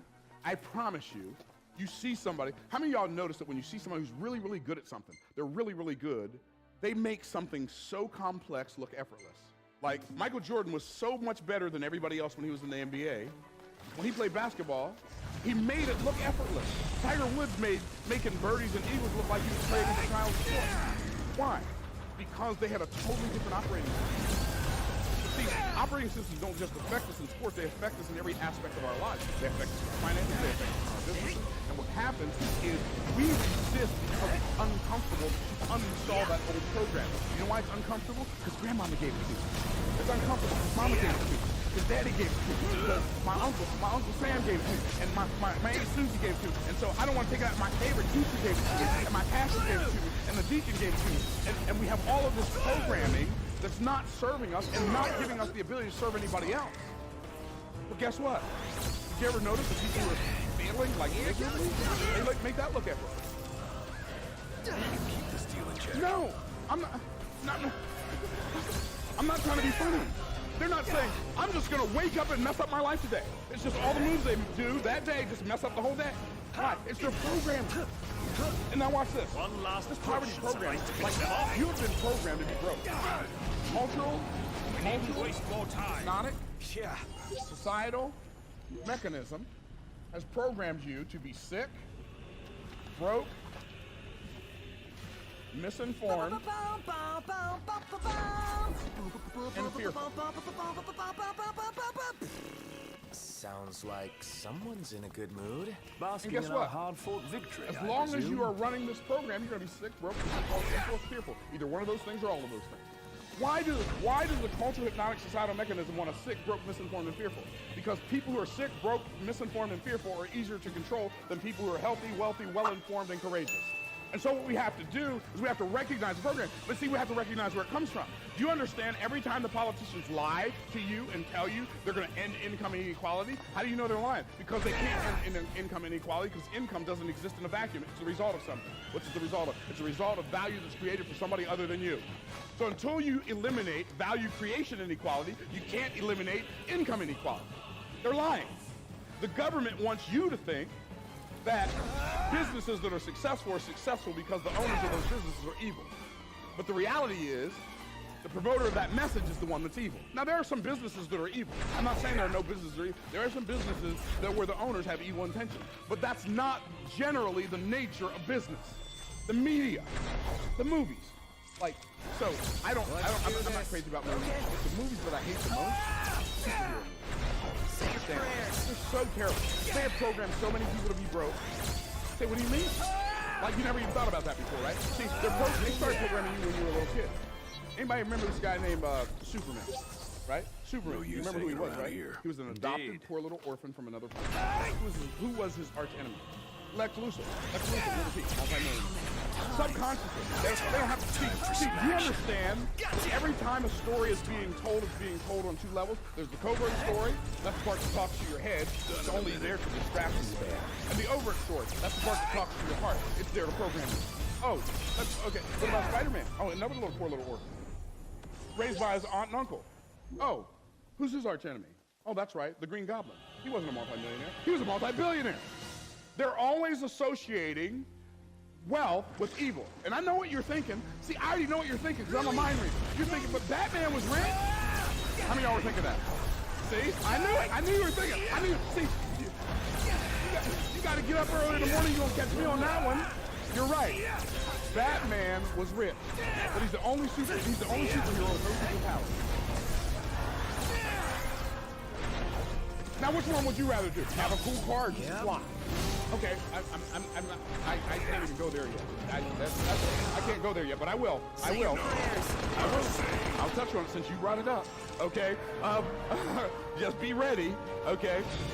So I know the other thing you're thinking. Yeah, but Iron Man's rich. Don't you? I'm reading your mind. I already told you. But watch this. Iron Man is a narcissistic jerk who takes advantage of everybody and walks with everybody. So if they make a superhero that's rich, they always give them an undesirable character. What about the Black Panther? See, here's what the attitude of the Black Panther. Black people, we felt so disenfranchised that, unfortunately, unfortunately, far too many of us, just because something's black, we want to go with it. See, here's the problem I have with Black Panther. They were literally in the movie teaching ancestor worship. Ancestor worship? What do I worship my dead ancestors for? God's the one that made him. I think I'm going to worship him. Black Panther was cool. He was rich, he was cool, he was smart, he could fight, he did all that. But they had to throw that answer because the enemy is always trying to trip us up. And he'll use whatever method necessary, whatever method possible. See, I'm going to tell you something while I'm on this subject. Our primary identifying factor should not be our color, and it should not be our gender, it should not be our educational level, it should not be... Point to the left! The left! Wait. Hurry it up! Fix those lights! Excuse me, sir. Your tie? Quickly now, quickly! Identifying factor of our lives should be the fact that we are redeemed by the blood of the Lamb. That's not first. You got the wrong thing in first.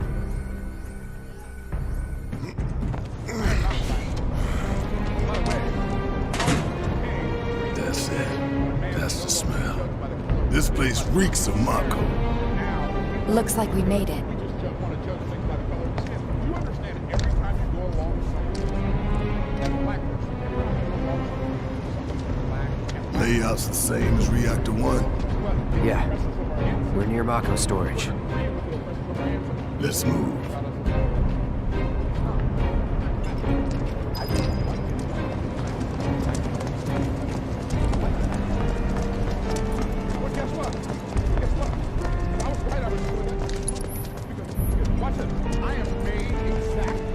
I'm not seeing a way down. Here, maybe? Well now, that could work. I'm next.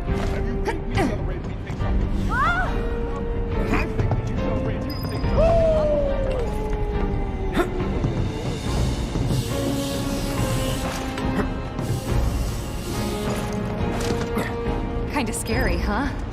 It's all in the mind. Hey, check it out. They stick this big boy on us, we'd be screwed 6 ways from Sunday. Mechanized units like these were designed to take out giant monsters. Probably a new prototype. If they do decide to deploy it, that was his primary then our best bet would be to run like hell. Oof. Then let's hope he sleeps through the explosion.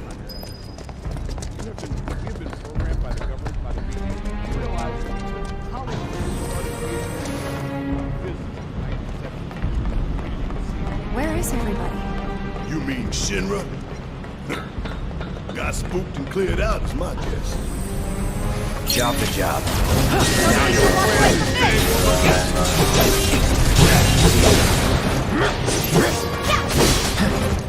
Enough. Let's go. Almost there. The smell. It takes me back.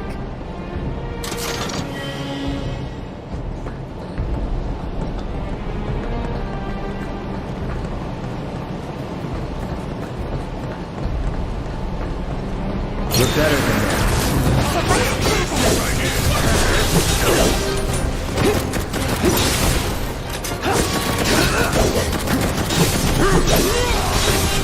It's on now. Going in.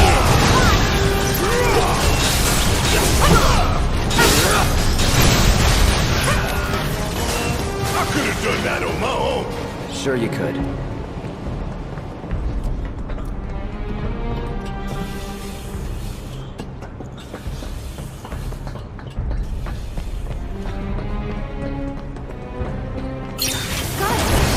Well, what we got here? Turns of time. I can deal with those things.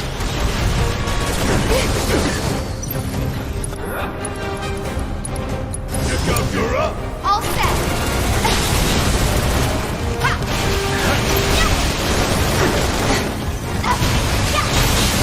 Good luck. I got it.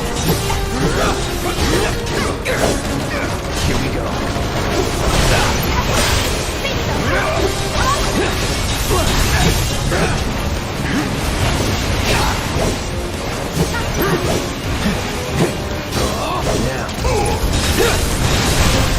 Let's do this. Nothing personal.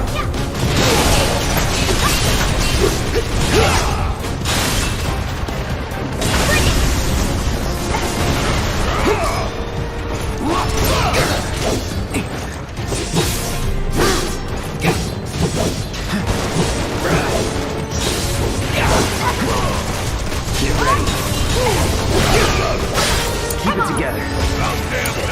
Taking over. Going in. Now's our chance.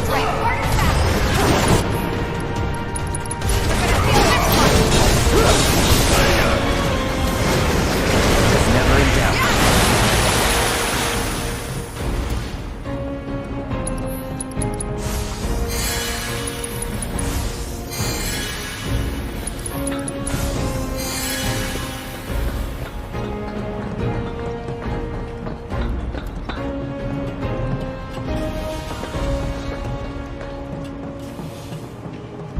So, it was like this last time? A little more chaotic, ain't that right? Yeah.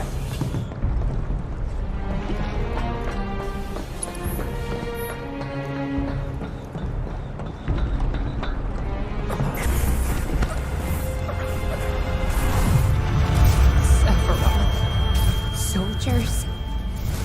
Mako. Shinra. I'm sick of this. I'm sick of all of this!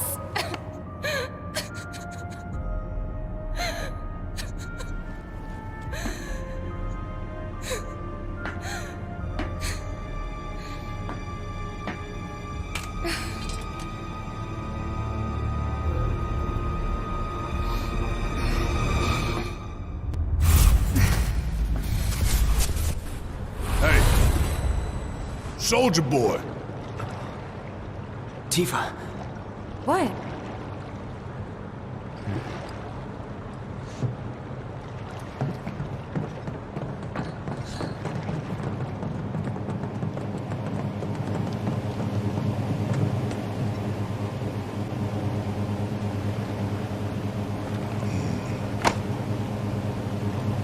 How much time we need? Got all the time in the world. This one comes with a remote detonator. Courtesy of Jesse. We withdraw to a safe distance. Then, kaboom! Safe distance? What? No such thing. We get out the same way we got in. Let's double back.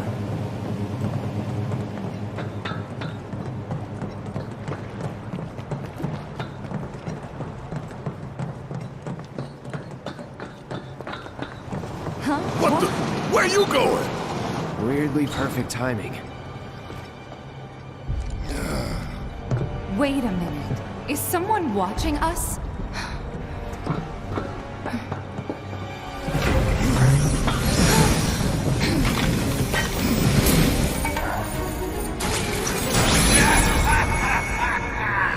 Greetings, my dear sewer rats. As architect of our populace engagement campaign, I, Heidegger, head of public security, bid you welcome. The chief warmonger. You should be flattered. Right now, you command the undivided attention of every soul in Midgard. Huh? What is this? Breaking news from Mako Reactor 5. Shinra has confirmed the reactor to be the target of the bomb threat issued by the terrorist group Avalanche. Members of the group were observed entering the facility, and security is currently sweeping it for explosive devices. We now go live to the scene. I'm here in the Sector 5 Undercity. Having confirmed the terrorist target, the Shinra Emergency Operations Center has issued an evacuation advisory. Residents are outraged that the tragedy of Mako Reactor 1 was only the first attack in a campaign of violence. President Shinra has issued a statement providing assurances that the terrorists will soon be brought to justice. And so, to a people beset by chaos and uncertainty, we will offer the finest comfort, bread and circus. The big boy.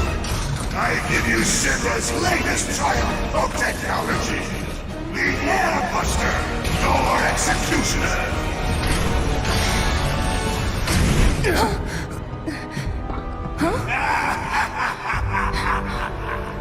Engineering on the line. Currently, the Airbuster is only 60% operational. The estimates were optimistic. I'm on air! To the imbecile in charge down there. You are hereby ordered to seize those intruders and bring them to me. But quietly, you're having trouble!